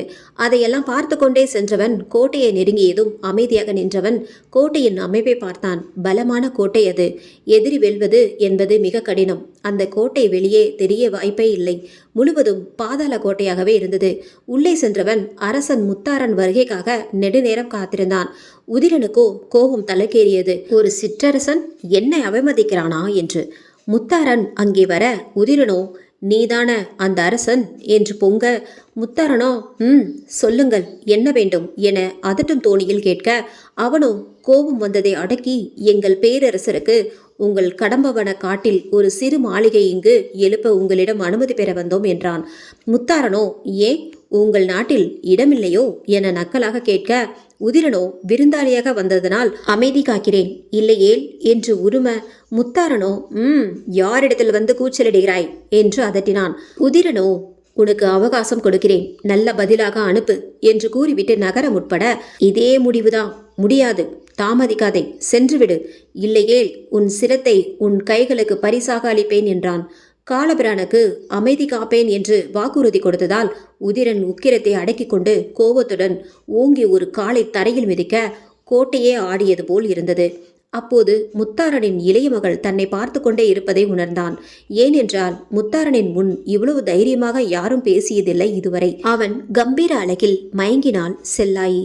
அவன் கோட்டையை விட்டு வெளியேறும் வரை பார்த்து கொண்டே இருந்தாள். உதிரனுக்கு கோபத்திலும் அவள் அழகில் மயங்கியதால் அமைதியாக மன்னருக்கு வந்து சேர்ந்தான். காலபிரானிடம் அமைதியாக நடந்ததை கூறினான். காலபிரானுக்கு இது அவமானமாக தோன்றியது.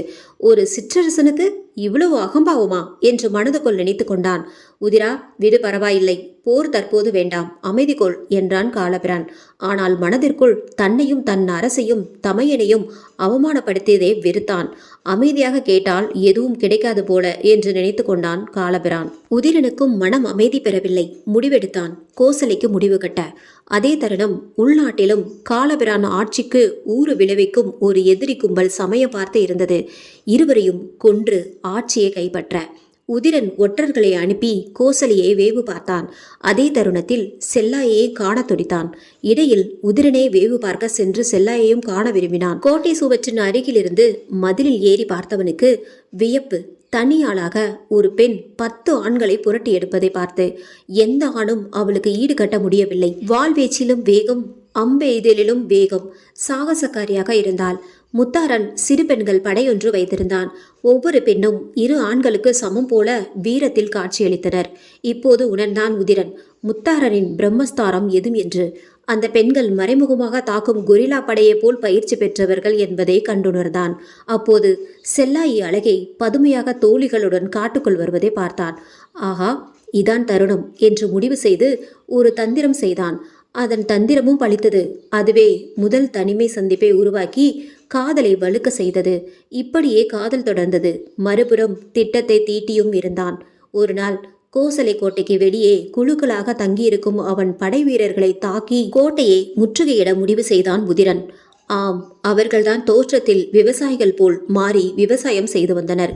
குடும்பமாக வசித்தனர். இவர்களை அழித்தால் கோட்டை நம் வசம் என்று முடிவு செய்தான். அதே திட்டத்தில் அவன் கூட இருந்த எதிரியும் ஒரு திட்டம் தீட்டியது உதிரனை தீர்க்க. செல்லாயி தன் அக்காள் வீராயிடம் தனது காதலை பற்றி சொல்ல அவளோ திடுக்கிட்டவளாக சுதாரித்தவள் பிறகு சொன்னால், நீ ஒரு குழந்தை செல்லாயி, காதல் கண்ணை மறைக்கும் வயது உனக்கு. அவன் நேற்று நாட்டவன், அவன் திட்டம் தெரியாது நமக்கு, புரிந்து கொள் என்றாள். சில நாட்கள் கடந்தன.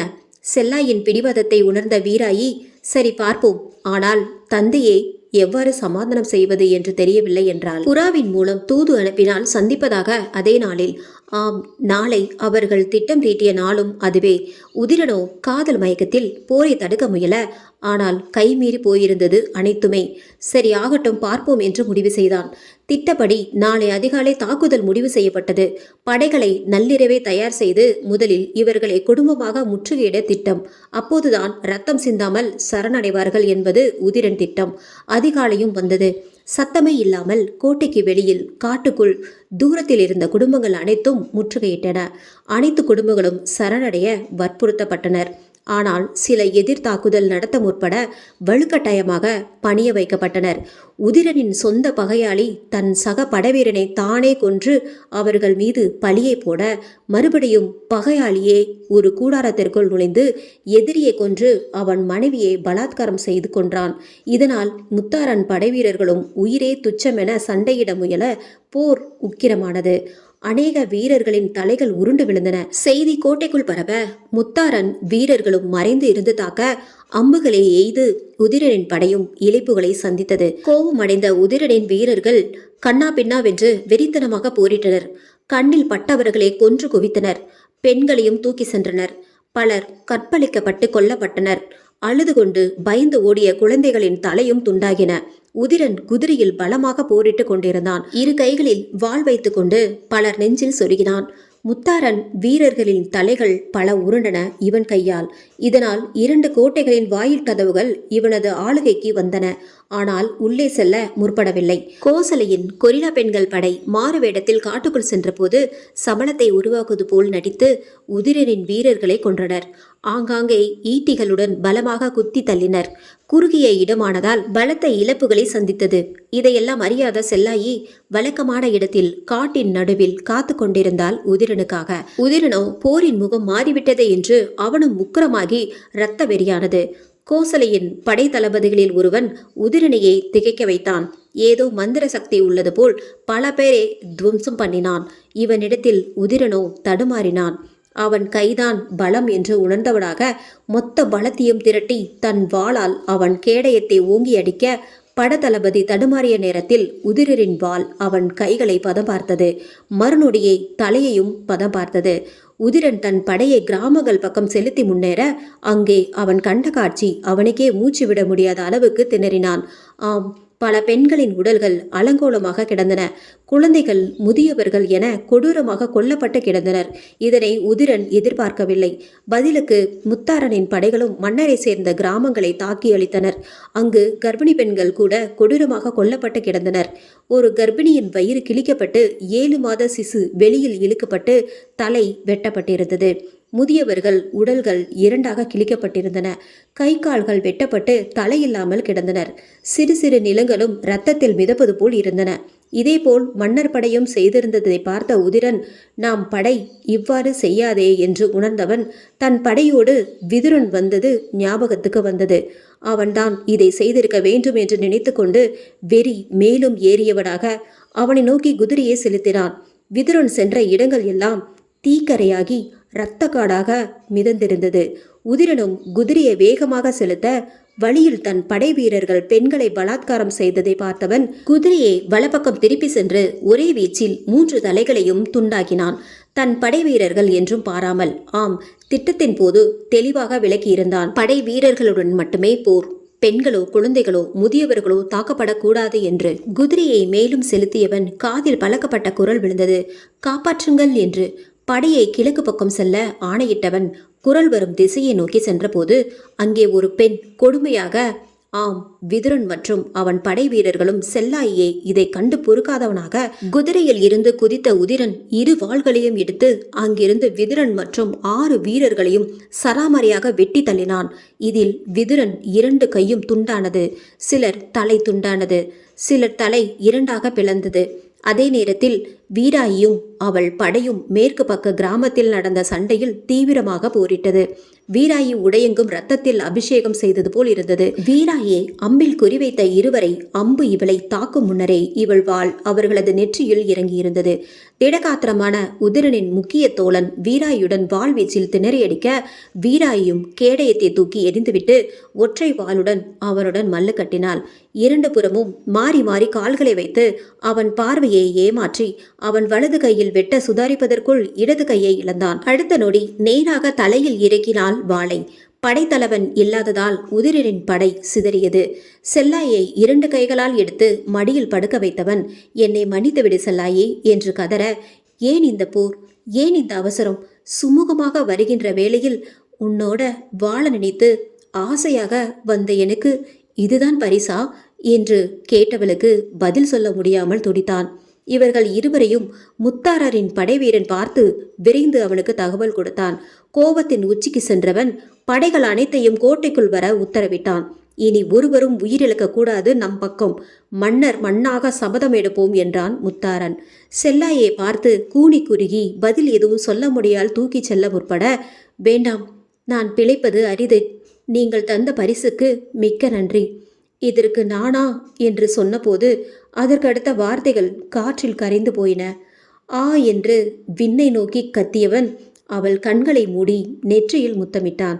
திரும்பி பார்த்தவன் குற்றுயிராக இருந்தவர்களின் தலையில் வெட்டி அனுப்பி வைத்தான். முணங்கி கிடந்த விதுரனின் 2 கால்களையும் பிடித்து இழுத்து சென்று பழங்கொண்டு உடலை இழுத்து ஓங்கி ஓங்கி மரத்தில் வெளுத்தான். 2வது முறை தலை சிதற அவனது மூச்சும் நின்றது.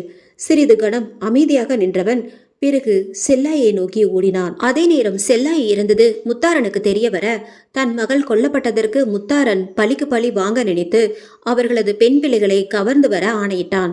அதோடு அவர்களின் கிராமங்களையும் அவர்கள் செய்ததை விட கொடுமையாக சூறையாட உத்தரவிட்டான். ஆனால் அதற்கு முன்னரே அவனது படைகள் ஆரம்பித்து விட்டன. அட்டூழியங்களை மன்னர் படைக்கு நிகராக.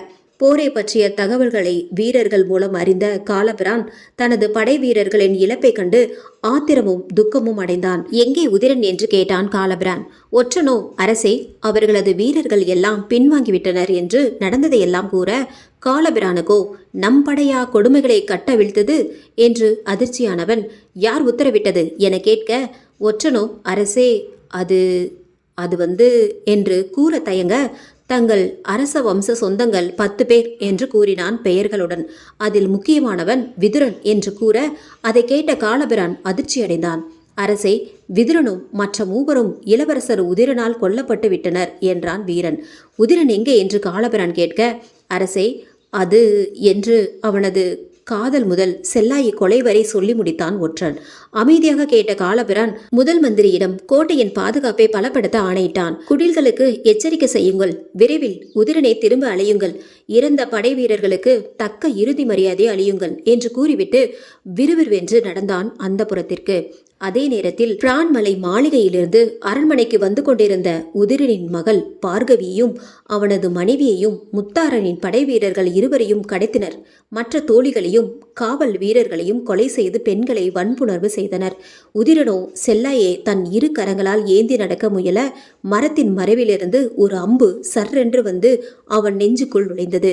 மறுநொடி மேலும் 2 அம்புகள் தோள்பட்டையிலும் கழுத்திலும் இறங்க வலி தாங்க முடியாமல் அதே இடத்தில் செல்லாயின் உடலை கீழே விழவிடாமல் வலியோடு முட்டி 2 உடையும் அளவு மண்டியிட்டான். அவன் கண்முன் அண்ணன் அரசன் காலபிரான் வந்து போனான். அண்ணா என்று மனதுக்குள் அழைத்தான். முதல் முறையாக. ஆம், காலபிரானை அண்ணா என்று அவன் அழைத்ததே இல்லை. சிறு வயதிலிருந்தே இன்று வரை தன் மேல் அவ்வளவு அன்பு வைத்திருந்த அண்ணனை மகள் பார்கவியை தான் வளர்த்ததை விட அண்ணன் தான் வளர்த்தார். என்னால் போதுமளவு அன்பு காட்ட முடியாமல் போனதே மனைவி வலசை என நினைத்த போது இன்னொரு அம்பு அவன் மார்பில் நடுவில் பாய்ந்து அவன் மூச்சு காற்றை பிடித்தெடுத்தது உடம்பில் இருந்து. கோசலையின் படைவீரர்களோ செல்லாயின் உடலை தோணியில் எடுத்து செல்ல உதிரனின் உடலை அவன் காலில் கயிறு கட்டி குதிரை மூலம் தரதரவென்று இழுத்து சென்றனர் கோசலையின் கோட்டைக்கு. செல்லாயின் உடலை பார்த்து கதறி அழாமல் அருகில் நின்று வெறிக்க வெறிக்க பார்த்தாள் வீராயி. உதிரனின் உடலை இழுத்து வந்து போட்டனர் நுழைவாயிலில். இழுத்து வந்ததில் உதிரனின் முகம் சிதைந்து போயிருந்தது. மார்பு கால் பகுதியில் ஆடைகள் கிழிந்து ரத்தம் வழிந்தோடியது. யார் இவன் என்று கேட்டாள் வீராயி. இவன்தான் மன்னரின் இளவரசன் உதிரன். சிறிய இளவரசியே என்று மேலும் சொல்ல முடியாமல் தடுமாறினான். ஏன் தடுமாற்றம், சொல்லுங்கள் என்றாள் வீராயி. இவனும் இவனது படை வீரர்களும் இளவரசியை சிதைத்து விட்டார்கள் என்று கூற, வீராயி காதல் என்ற பெயரில் கபட நாடகம் ஆடி என் தங்கையை கற்பழித்து கொன்று என் மக்களை நசுக்கிய உனக்கு என்று கோபத்துடன் வீரன் வைத்திருந்த வாளை உருவி உதிரனின் தலையை வெட்டினாள். அவன் கோபம் உதிரன் உயிரோடு இருந்தால் இன்னும் கொடூரமாக கொல்லப்பட்டிருப்பான் என்று அவள் கண்கள் காட்டியது. முத்தாரனோ கண்களில் நீர் வடிய தன் செல்ல மகளின் முகத்தை பார்த்து அழுதான். மன்னரின் அழிவே உன் சாவுக்கு பரிகாரம் என் தாயே, அதை நிறைவேற்றியே தீருவேன்.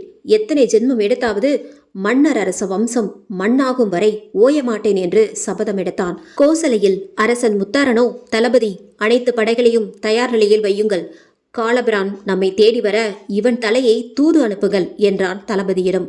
தளபதியோ, அரசே, உதிரனின் மகள் மனைவி நம் சிறையில் என்றவன் அவர்களை அழைத்து வர ஆணையிட பார்கவியும் வலசையும் சிதைந்த நிலையில் பிணமாக இருந்தனர். ஆம், அவர்கள் 2 சிதைத்து விட்டனர்.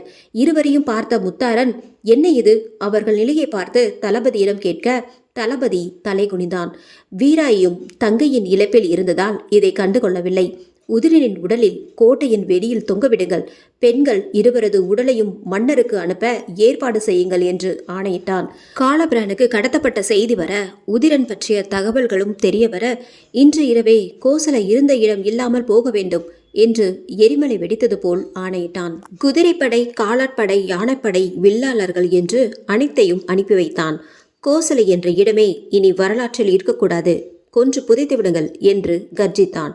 அனைத்து படைகளும் கோசலை நோக்கி நகர பூகம்பம் வந்தது போல் இருந்தது. காலபிரானுக்கு மேலும் ஒரு செய்தி வந்து சேர்ந்தது. உதிரனின் தலை மற்றும் பார்கவி வலசையின் உடலுடன் உதிரனின் தலையை பார்த்து கண்ணீரை அடக்கியவன் பார்கவி வலசையின் முகத்தை பார்த்தவன் கோபத்துடன் வெறி கொண்டவனாக நின்றான். காலபிரான் அந்த நிலையில் யமன் மாதிரியும் காட்சியளித்தான் பார்த்தவர்களுக்கு. அரண்மனையில் இருந்த கனமான ஒரு மேஜையை தூக்கி வீசினான். ஓலையை பிரித்து படிக்க சொன்னான். அதில் கோசலையின் கழுகுகள் கொத்தி தின்பதற்கு முன் அள்ளி செல் அவனது உடலை என்றும் காலபிரானுக்கும் இதே கதி என்றும் எழுதியிருந்தது. அனைவரையும் இழந்து தனிமரமாக நின்ற காலபிரான் கோசலையின் ஒவ்வொரு உயிரும் இதுக்கு பதில் சொல்லியே ஆக வேண்டும் என்று பதில் ஓலை அனுப்பினான். இன்று இரவு உங்களுக்கான இறுதி இரவு என்று பதில் அனுப்பினான் கோசலையின் தூதரிடம். விரைவாக மறைந்துவிடு, என் கண் முன்னே நிற்காதே என்றான் தூதரிடம் காலபிரான். காலபிரான் தனது வெள்ளை புரவியில் தயாராக போருக்கு கிளம்பினான். கோசலை கோட்டை சுற்றியும் மன்னரின் படைகள் இருந்தன. பார்ப்பதற்கு வித்தியாசமான அமைப்பில் இருந்தது கோட்டை. காலபிரானுக்கு அது பாதாள கோட்டை என்பது அவனுக்கு தெரியும். கோட்டையை சுற்றி இருந்த அகழிகளில் மரங்களை வெட்டி போட்டனர். அகழி முழுவதும் முதலைகளாக இருந்தன. வேறு வழியின்றி அவற்றையும் கொல்ல நேரிட்டது. அகழியை தாண்ட முற்பட எங்கிருந்தோ அம்புகள் வெளிவந்து மன்னர் படை வீரர்களை பலி கொண்டன. மொத்த படையும் ஒரே நேரத்தில் 4 வாயில்களையும் உடைக்க கோசலை படையும் மன்னர் படையும் கொடூரமாக தாக்கிக் கொள்ள இரத்த ஆறே ஓடியது. காலபிரானின் முன் கோசலையின் தெற்கு வாயில் படை தூசியாக பறந்தது. காலபிரானின் வாள்கண்ட தலைகளை எல்லாம் ஒரே வீச்சில் சாய்த்தது. முத்தாரனும் அவனது படைகளும் மேற்கு வாயிலில் மன்னர் படையை சிதறடித்தது. வீராயும் தன் பங்குக்கு கிழக்கு வாசலில் மன்னர் படைக்கு சேதத்தை ஏற்படுத்தினாள். அவளின் வாழ்வீச்சில் மன்னர் படையின் தளபதி இறந்தான். நொடிக்கு நொடியாக மூவரும் உயிர்களை பறித்து கொண்டே இருந்தனர். கோசலையின் கொரில்லா படை மறைந்திருந்து காலபிரானை அம்பால் தாக்க அவனது குதிரையும் காயமடைந்தது. காலபிரானும் அவர்களை சமாளித்து வீரர்களை துண்டாடினான். மன்னரின் தளபதி படை பாதி கொரில்லா படைக்கு முடிவு கட்டியது. இதனால் கோட்டைக்குள் எதிர்ப்பின்றி நுழைந்தது மன்னர் படை. கண்ணில் பட்டவர்களை கண்ட துண்டமாக வெட்டியது. எறும்புகள் நசுக்கப்படுவது போல் உயிரிழந்தனர் கோசலையின் படை வீரர்கள். போர் நடப்பதற்கு முன் முத்தாரன் தன் குலதெய்வ குருசாமிகளிடம் அருள் பெற சென்றபோது, குருசாமியோ, முத்தாரா, தைரியத்துடன் சென்று போர் புரி, வேறு வழியில்லை, இந்த போர் என்று இழுக்க சொல்ல வந்ததை சொல்ல முடியாமல், முடிந்தவரை பெண்களை குழந்தைகளை காப்பாற்று, ஆனாலும் கடினமே, உன் மகள் வீராயை பாதுகாப்பாக கோட்டையை விட்டு அனுப்பிவிடு, அவள் மட்டும்தான் உன் நாட்டின் மிச்சம் இந்த போரில், ஆனாலும் என்றவாறு முடித்து ஆசி வழங்கினான். இடைபெற்று வந்தவன் தன் படைகளின் முன் பேசினான். இது நமக்கான போர், சரித்திரத்தில் நாம் யார் என்று நிரூபிக்கும் போர், குழந்தைகள் முதற்கொண்டு பங்கு பெறும் போர், வீரமே நமது உயிர் மூச்சு, உயிர் துச்சமே என்று முழங்கினான். வீராயிடம், மகளே, இதோ நமக்கான இறுதி நாள் என்று முத்தரசன் பேச, இடைமறித்த வீராயி, தந்தையே, அவ்வாறு கூறாதீர். இல்லை மகளே, நம் படை கடினமே, ஆனாலும் தீரத்துடன் போர் புரிவர். அதே சமயம் நம் எதிர்காலம் உன் கையில். உன்னால் முடிந்தளவு பெண்களையும் குழந்தைகளையும் காப்பாற்று. இந்த போரில் நீ பாதியில் விடை பெற்றுக்கொள். உன் பாதுகாப்புக்கு சில வீரர்களை அழைத்து கொண்டு செல் என்றான். இது என் அன்பு கட்டளை என்று கூறிவிட்டு தன் மகளின் நெற்றியில் முத்தம் வைத்து ஆசி வழங்கிவிட்டு திரும்பி பாராமல் சென்றான். வீராயும் முடிந்தளவு மன்னர் படைகளை கட்டுப்படுத்தினாள். அதே சமயம் பெண்களையும் குழந்தைகளையும் கோட்டைக்கு அருகில் இருந்த குகை வழியாக அனுப்ப ஆயத்தமாகினர் கோசலையின் வீரர்கள். வீராயும் போரிலிருந்து பின்வாங்கி கோட்டைக்குள் சென்றார். வீரர்களிடமிருந்து தயாரா என்று கேட்டவுடன், முதலில் கர்ப்பிணி பெண்களையும் குழந்தைகளையும் குமரி பெண்களையும் அனுப்புங்கள், பிறகு முதியவர்களை அனுப்புங்கள், அத்துடன் பாதுகாப்புக்கு சில படை வீரர்களையும் செல்ல உத்தரவிட்டார். பெண்களும் அழுது சிவந்த கண்களுடன் நன்றி தெரிவித்துவிட்டு கணவன்மார்களை விட்டு அழுது கொண்டே புறப்பட்டனர். குழந்தைகளுக்கும் அப்பா எங்கே என்று என் தாயிடம் கேட்டுக்கொண்டே நகர்ந்தனர். வீராயும் அவர்களை சுரங்க வழி முடியும் சிங்கப்புணரி ஊரின் எல்லையில் சந்திப்பதாக கூறி உறுதியளித்தாள். போரின் உக்கிரத்தில் அவளின் முடிவில் மாற்றம் செய்தாள். இவர்கள் அனைவரும் சுரங்க வழி செல்ல குறைந்தது 1.5 நாளிகையாவது ஆகும். ஒரு நாளிகை 24 நிமிடம் ஆகலாம். அதற்குள் எதிரிகள் படையை கட்டுப்படுத்த வேண்டும் என்பதற்காக அவ்வாறு முடிவு செய்தாள். ஆனால் அவள் நினைப்பதற்கு மாறாக நடந்தது. காலபிரானும் மேற்கு வாயில் நோக்கி முன்னேற அங்கே முத்தாரன் படையுடன் மோதியது. காலபிரானும் முத்தாரனும் நேருக்கு நேராக களம் கண்டனர். காலபிரான வியூங்கள் சரியாக அமைந்ததில் எளிதாக முத்தாரனிடம் வந்து சேர முடிந்தது படை. எங்கு நோக்கினும் கோசலையின் படை வீரர்களின் உடல்கள். இருவரும் பலமாக மோதினர். முதலில் முத்தாரனின் வாழ்வீச்சு அனல் பறந்தது. காலபிரானோ தாக்குதலில் ஈடுபடாமல் தற்காப்பிலே ஈடுபட்டான். இதுவும் ஒரு தந்திரமே. முத்தாரனின் வேகத்தில் காலபிரான் இடது வலது என்று மாறி மாறி வாளால் தடுத்தார். காலபிரானின் கெடையமே வெட்டுப்படும் அளவுக்கு ஆனது.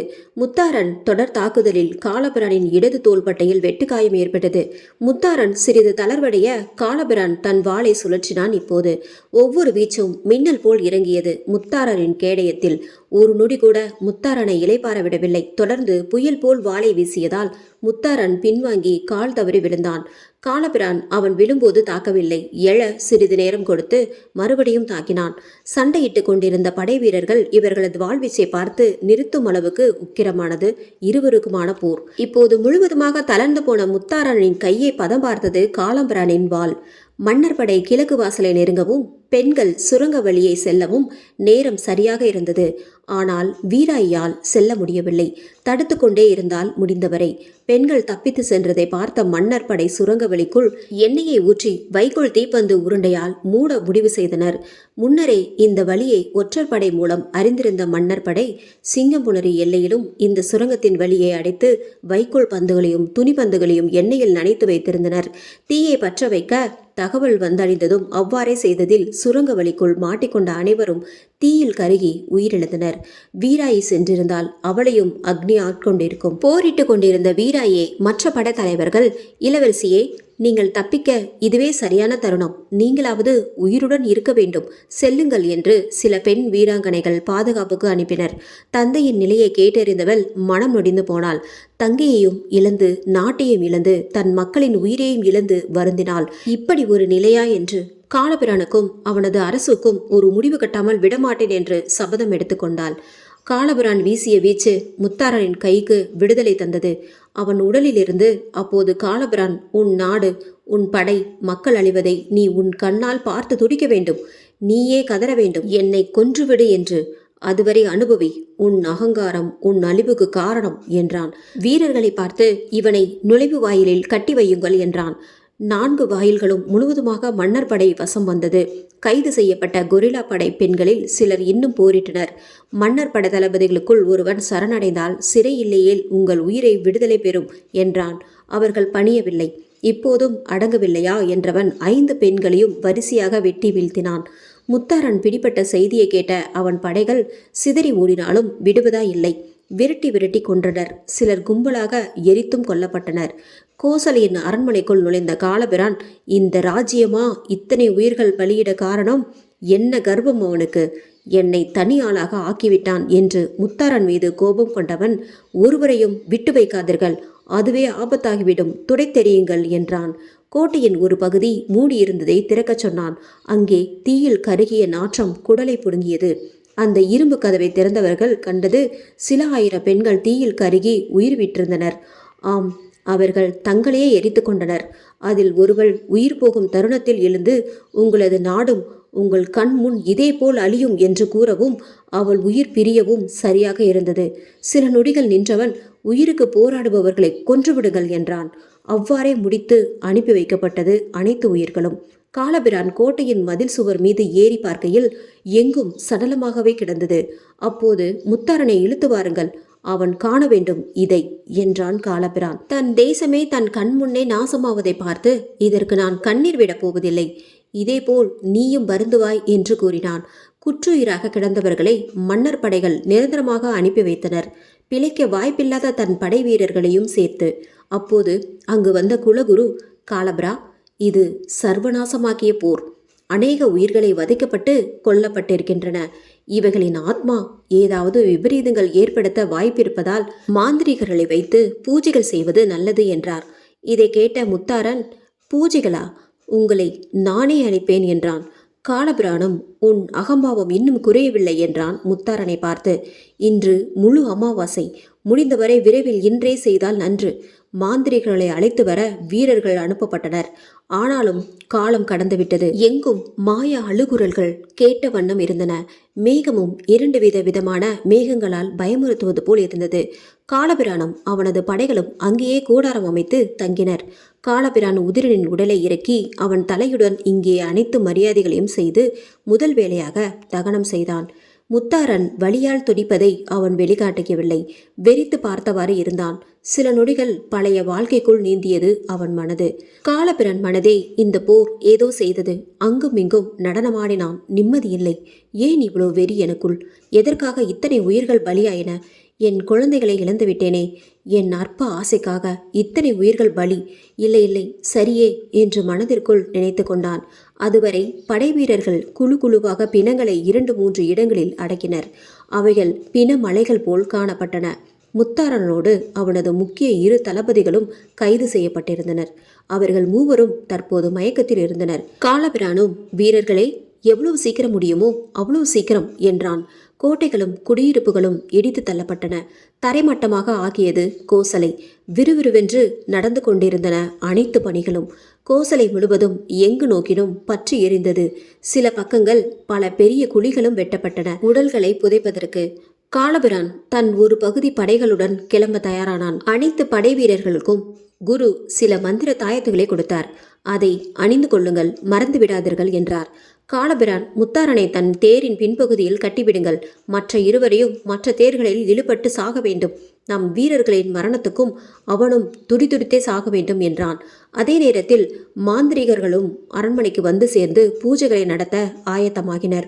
அதில் நிலைமை கைமீறி போகிறதோ, விரைவில் அரசர் வந்துவிட்டால் நலம் என்று வேண்டிக் கொண்டான் தலைமை மாந்திரிகன்.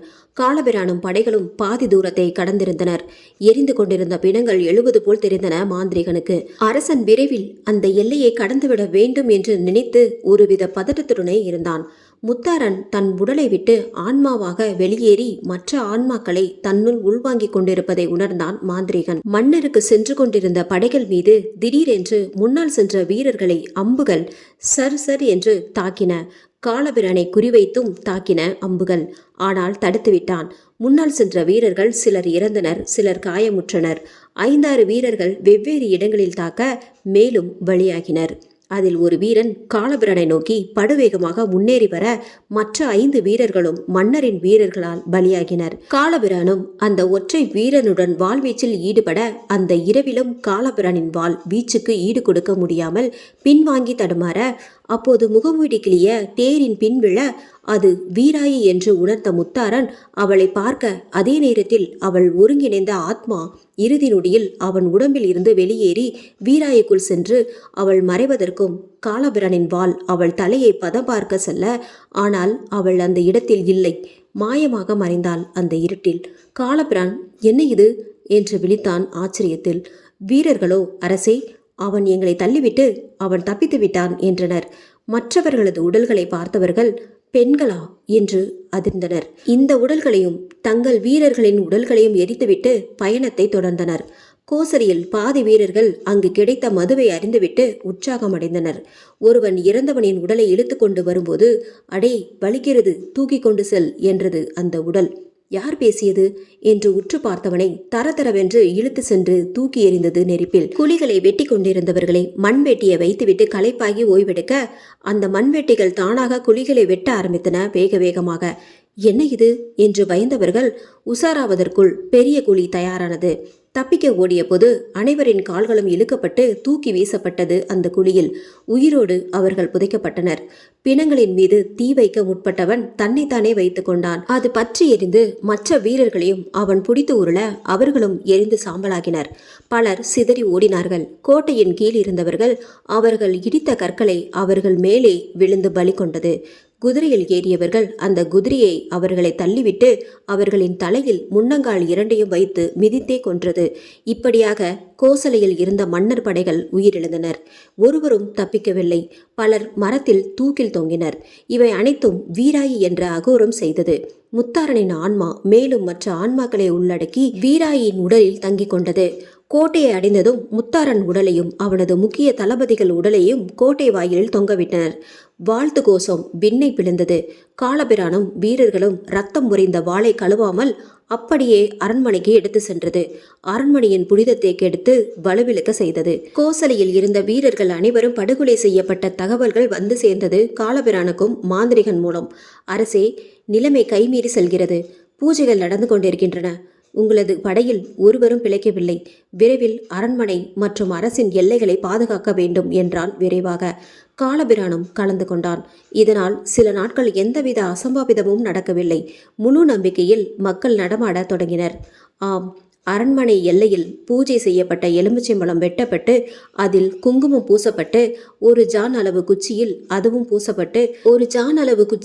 அதுவும் பூசப்பட்டு நூல் கண்டால் சுற்றப்பட்டும் மனித முகம் வரையப்பட்டும் இருந்தது. அதன் அரண்மனையே சுற்றிலும் ஒவ்வொரு வீட்டை சுற்றிலும் ஊன்றப்பட்டது. இதனால் மன்னர் அமைதியாகவே இருந்தது. மக்களும் இந்த போர் நமக்கு இன்னும் என்ன துன்பங்களை தரப்போகிறதோ என்று பயந்தனர். அரண்மனைக்குள் அதிக துர்நாற்றம் வீசியதால் தொங்கவிடப்பட்ட உடல்களை அகற்ற உத்தரவிட்டான் காலபிரான். வீரர்களும் மந்திரித்த கயிறுகளை கையில் கட்டியிருந்தாலும் சிறிது பயத்துடன் சென்றனர் வெளியில். அந்த உடல்களை பார்த்தபோது அழுகி போய் கொடூரமாக காட்சியளித்தது. அதில் ஒருவன், ஏண்டா இதை எடுக்கும்போது உயிர் வந்துட போகுது, அதை பார், என்னை பார்க்குற மாதிரியே இல்லை என்றவனை உண்மையில் அவனைத்தான் பார்த்து முத்தாரனின் கண்கள் சுழண்டதை அந்த வீரன் பார்த்துவிட்டு, டேய் அதோட கண் சுத்துடா, நான் பார்த்தேன் என்றான். மற்றொருவன், சும்மா இருடா, பயந்து சாகாம கயிறை லூசில் விடுங்க என்றான். மெதுவாக இறக்கியவர்கள் அந்த உடல்களை ஒரு பாடையில் வைத்து எடுத்துக்கொண்டு எல்லை முடியும் இடத்தின் ஆற்றின் கரையோரத்தில் புதைக்க முடிவு செய்தனர். அதில் ஒருவன் மாந்திரிகன் கொடுத்த மங்கள பொருட்களை எடுத்து, இந்தாங்கடா, இதையும் சேர்த்து புதைங்கடா, இல்லைனா எழுந்து வந்துட போறானுங்க என்று கூறிவிட்டு சிரித்தான். அடே சும்மா இருக்க மாட்ட, நெசமா வந்துட போறானுங்க என்று கூறிவிட்டு குழியை வெட்டுவதில் மும்முரமாகினர். மூவரையும் புதைத்துவிட்டு ஐவரும் ஆற்றில் குளிக்க சென்றனர். அப்போது ஒரு குரல், சீக்கிரம் குளித்துவிட்டு வாருங்கள், இன்னும் 2 குழிகள் வெட்டப்பட வேண்டும் என்றது.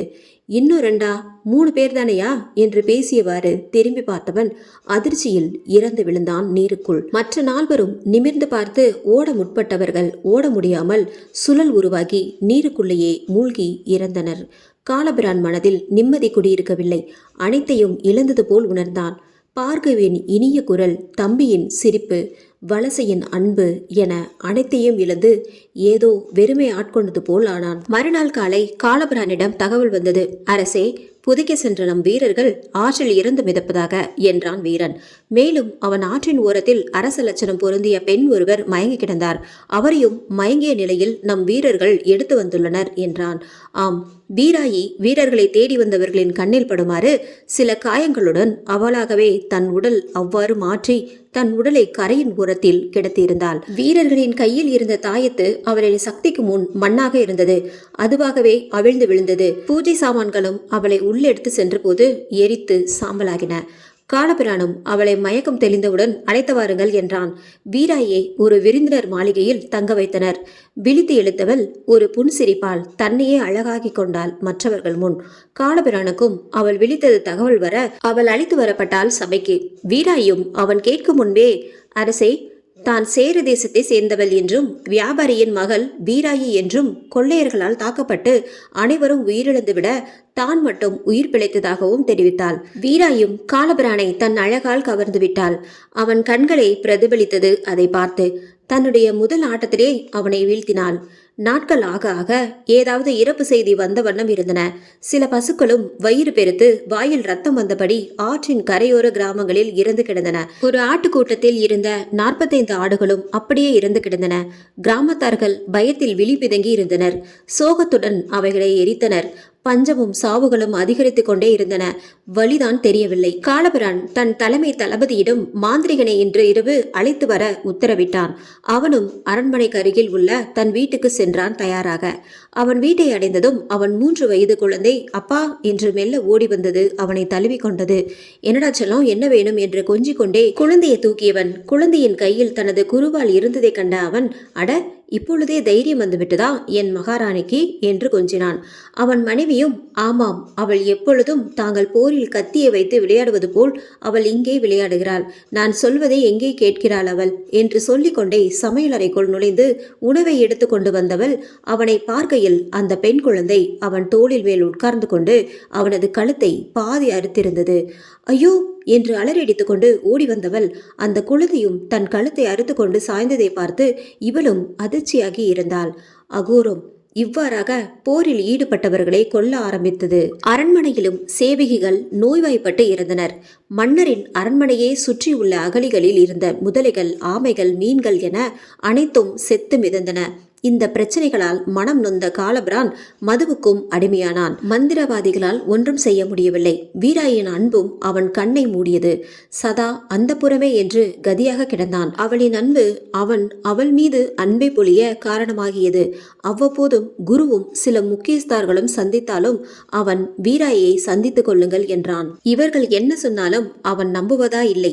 இறுதியாக குரு மற்றும் சில முக்கியஸ்தர்கள் பாண்டிய தேசத்தில் வசித்து வந்த கொல்லிமலை சுவாமிகளை தரிசிக்க சென்றனர், வீராய்க்கு தெரியாமல். அதே சமயத்தில் இங்கு மிச்சமிருந்த பசுக்களும் ஆடுகளும் நீரின்றி உணவின்றி ஆங்காங்கே இறந்து விழுந்தன. நாய்களும் பேய்கள் போல மாற ஆரம்பித்தன. மனிதர்களுக்கே உணவில்லை, இதில் நாய்களுக்கு ஏது? யார் எதை அடித்து தின்பார்கள் என்று எந்த நேரமும் பயமாகவே கழிந்தது. நாய்களும் பசியை தாங்க முடியாமல் ஆடு மாடுகளை பசிக்காக வேட்டையாடின. இறந்த மிருகங்களை தின்று நாய்களும் இறந்தன. அவைகளை தின்ற காகங்களும் இருந்தன. இப்படியாக மன்னரே பிணங்களாக தென்பட்டன எங்கும் நோக்கினும். எலும்பும் தோளுமாக இருந்த நாய்கள் ஒரு பெண்ணையும் துரத்தி கொண்டு சென்றது. அவள் தன் கைகளில் குழந்தையை வைத்துக்கொண்டு ஓடினாள். ஆனால் நாய்களிடமிருந்து தப்ப முடியவில்லை. தன் கண் முன்னே குழந்தையின் கழுத்தை கடித்து குதறிய நாய்கள் இவளையும் பீத்து தின்றது. மக்கள் வெளியில் வருவதற்கே தயங்கினர். வீராயும் அரண்மனைக்குள் இருந்த புனித தன்மையை மாற்றிக்கொண்டிருந்தால் மந்திரங்கள் மூலம். நாட்கள் நகர்ந்தன. வறட்சி தாண்டவமாடியது. தண்ணீர் எங்கும் தென்படவில்லை. மக்கள் தாங்கள் வளர்த்த மாடுகளை ஆடுகளை கொன்று தின்ன தொடங்கினர். ஒரு நாள் காலபிரான் அவளிடம், என் மனது நிம்மதி இழந்து விட்டது. என்னால் தான் இந்த போர். நான் வேண்டாம் என்றிருந்தால் இந்த போர் நடந்திருக்காது. இவ்வளோ உயிர்களும் போயிருக்காது. கடவுளே என்னை மன்னிக்க மாட்டார் என்று புலம்பினான். ஆனால் மன்னரில் இன்னும் நிலைமை மோசமடைந்தது. போரில் ஈடுபட்ட தளபதி வீரர்கள், பெண்கள், குழந்தைகள் என ஒவ்வொரு நாளும் பலர் உயிரிழந்து கொண்டே இருந்தனர். மன்னர் முழுவதும் பிணங்கள் புதைப்பதும் எரிக்கப்படுவதுமாக இருந்தது. பசுமையாக காட்சியளித்த மன்னர் இப்போது வறண்ட பாலைவனமாக காட்சியளித்தது. அநேக மனித தலைகள் காணப்பட்ட அரண்மனையில் சிலரே இருந்தனர். அவர்களும் நோயுடன் இருந்தனர். மன்னர் முழுவதும் வீராயின் கட்டுப்பாட்டில். எதிர்த்தவர்களை சடலமாக மாற்றினாள். அரண்மனையும் சேவகிகள் குறைந்து பராமரிப்பின்றி பழைய பாரடைந்த அரண்மனை போல் ஆகியது. மக்கள் பசியால் இறந்தனர். இந்த நிலையில் ஒரு நாள் அவன் கனவில், அரசே, எங்களை காப்பாற்றுங்கள் என்று மக்கள் கூடிவர, ஒருபுறம் மக்கள் பசியால் வாடி மடிய, மன்னர் முழுவதும் பிணங்களாக காட்சியளிக்க, திடுக்கிட்டு எழுந்தவன் மாறுவேடத்தில் தன் வெள்ளை புறவியில் ஏறி உண்மையா என அறிய சென்றான் நகரங்களுக்கு. அவன் கண்ட காட்சிகள் அவனை உலுக்கி போட்டது. இரு நாய்கள் மனித உடம்பை கடித்து கொண்டு கிடப்பதை பார்த்தவன் அதிர்ச்சியடைந்தான். அதை விரட்டி அடித்தவன் அந்த சடலத்தை பார்த்தபோது அது அவனது வீரன். இப்போதுதான் இறந்தது போல் காணப்பட்டான். வாடி வதங்கி இருந்தது அந்த உடல். வீடுகள் பல விளக்குகள் இன்றி இருந்தது. எதிரே ஒருவன் நடந்து வருவதை பார்த்தவன் அவனை விசாரிக்க, அவன் நடப்பதை விவரித்துக் கொண்டிருக்கையிலே பசியால் சுருண்டு விழுந்து மரணித்தான். இப்படியே இரவு முழுவதும் பயணித்தவன் இறுதியில் ஒரு மாமரத்தின் மீது ஏறி ஓய்வெடுத்து விடிந்ததும் கண் விழித்தவன் அதிகாலையில் மன்னரின் நிலையை தரிசித்தான். சுடுகாடை போல் உணர்ந்தான். சில நொடிகள் சிலையாக நின்றவன் அரண்மனையை நோக்கி புறப்பட்டான். அப்போது காலபிரானின் விசுவாசிகளும் கொல்லிமலையில் இருந்து திரும்பி வரும் பொழுது அதிர்ஷ்டவசமாக காலபிரானை பார்க்க அவனை வழிமறித்து சுவாமிஜி கூறியதை கூறினார்கள். அரசே, நீங்கள் விரும்பும் அந்த வீராய்தான் அந்த தீய சக்தி. நம்மை அழிக்கவே வந்திருக்கிறாள் என்றார் குரு. வீராயா? இருக்கவே இருக்காது. தெரிந்துதான் பேசுகிறீர்களா என்னிடம் என்றான் கோபமாக. அரசே, எங்களுக்கு வேறு வழி இல்லை. உண்மையை சொல்லித்தான் ஆக வேண்டும். இன்று சந்திர கிரகணம், நீங்களே அறிந்து கொள்வீர் என்றான் இன்னொரு தளபதி. மேலும் தொடர்ந்த குரு தன்னிடம் இருந்த தாயத்தை எடுத்து அவனிடம் கொடுத்து, அரசே, இதை அணிந்து கொள்ளுங்கள். ஏனெனில் அவள் இனி பெண்ணாக இருக்க மாட்டாள். இதோ உங்கள் பரம்பரை வாள். இதை நாங்கள் திருடியதற்கு மன்னிக்கவும். இந்த வாள் உங்களை பாதுகாக்கும் ஒரே ஆயுதமாக இருக்கும் என்றார். மேலும் அவளை நீங்கள் இந்த பூஜை செய்யப்பட்ட உங்கள் வாளால் குத்தினால் அவள் ஆன்மாவை இந்த தங்க மந்திர பேழை உள்வாங்கிக் கொள்ளும். பிறகு அதை கட்டுப்படுத்தி விடலாம். உங்களால் மட்டுமே அது முடியும். ஏனெனில் அது உங்களைத்தான் பழிவாங்க பார்க்கிறது என்றான். அனைத்தையும் கேட்டுக்கொண்டவன் இப்போது அமைதியாக சென்றான். தன் குதிரையை விரட்டாமல் காதலால் ஏமாற்றப்பட்டேனா? இருக்காது, நிச்சயம் இருக்காது என்று சமாதானப்படுத்தி கொண்டான். இருந்தாலும் அவள் வந்த பிறகுதான் இத்தனை அழிவு. என் அரசையே அழித்து விட்டாள் அவளை என்று நிலை மாறினான். சூரியன் மறையத் தொடங்கி இருள் சூழத் தொடங்கியது. அரண்மனையை அடைந்தவன் உள்ளே பார்த்த காட்சி மேலும் கோபமூட்டியது. அவனது உயிர் பிழைத்திருந்த மீதி மக்களும் அரண்மனைக்குள் இழுத்து போடப்பட்டிருந்தனர். பலர் சாகும் தருவாயில் இருந்தனர். அவர்கள் இருந்த நிலை அப்படிதான். குழந்தைகளும் கர்ப்பிணி பெண்களும் முதியவர்களுமாக இருந்தனர். ஆண்களோ தலை துண்டிக்கப்பட்டு அவர்கள் உடல் இரத்த வெள்ளத்தில் ஊறி கிடந்தது. மன்னர் அரசில் ஆண்கள் இவர்கள் மட்டுமே. கொல்லிமலைக்கு சென்ற ஐவரும் மற்றும் காலபிரான் மட்டுமே. அப்போது அகோர உருவத்தில் வீராயி அங்கு வந்து இறங்கினாள். உன் இறுதி நாள் இன்று. உன் இனம் அழிந்ததை பார்த்தாயல்லவா? என் சபதம் நிறைவேறப் போகிறது. இன்று உன்னை கொன்று என்றாள். காலபிரானோ, என்னை கொன்றுவிடு, ஆனால் அவர்களை விட்டுவிடு என்றான். உன் நிலைமை அன்று நான், இன்று நீ என்று சொல்லிக்கொண்டு ஒரு வாளை வீசினாள் அவன் மீது. அந்த வாளை லாவகமாக தடுத்தான் தனது சக்தி வாய்ந்த வாளால். மேலும் இறந்து கிடந்தவர்களை அவன் மீது வீசிய போதும் காலபிரானை அவைகள் நெருங்கவில்லை. அவன் வைத்திருந்த வாள் அவனை காப்பாற்றியது. காலபிரானும் திருப்பி தாக்கியதில் வீராயி அவன் வாளின் சக்தியால் பின்வாங்கினாள்.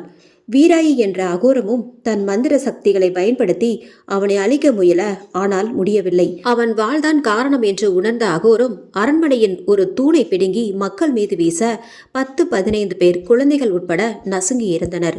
ஆ என்று கத்தியவன், கோழையே, என்னுடன் மோதாமல் ஏன் அவர்களிடம் உன் திறமையை காட்டுகிறாய் என்றான் காலபிரான். உன் உயிர்தான் ஒரே பதில், இல்லையேல் உன் மக்களையும் இவளையும் கொன்றுவிடுவேன் என்றது அகோரம். ஆம், வீராய்தான். ஏனெனில் வீராயே காலபிரானை உண்மையாக நேசிக்க தொடங்கியிருந்தாள். அவன் கோசலை நிலைமைக்கு வருந்தியதால் காலபிரானை மன்னித்திருந்தாள். ஆனால் அகோரம் அவளை விடவில்லை.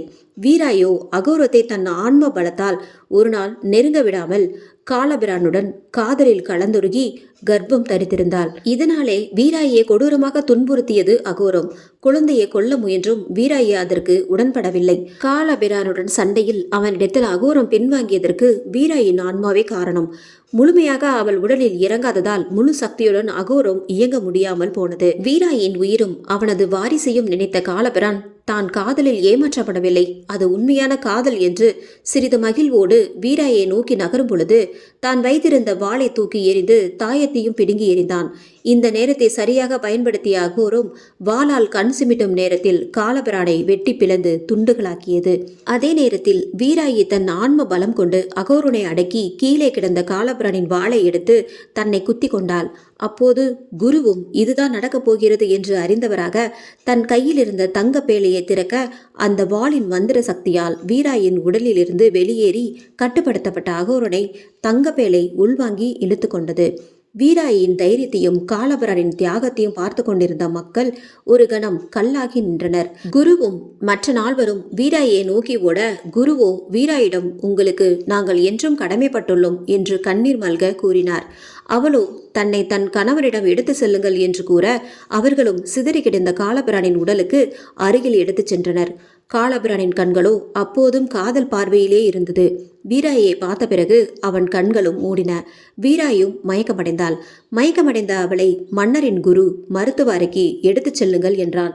குருவும் மருத்துவ பணிப்பெண்களும் அவளை காப்பாற்ற முயற்சித்து வெற்றியும் பெற்றனர். ஆனால் நினைவிழுந்து படுத்த படுக்கையாகவே இருப்பாள் என்றார் குரு.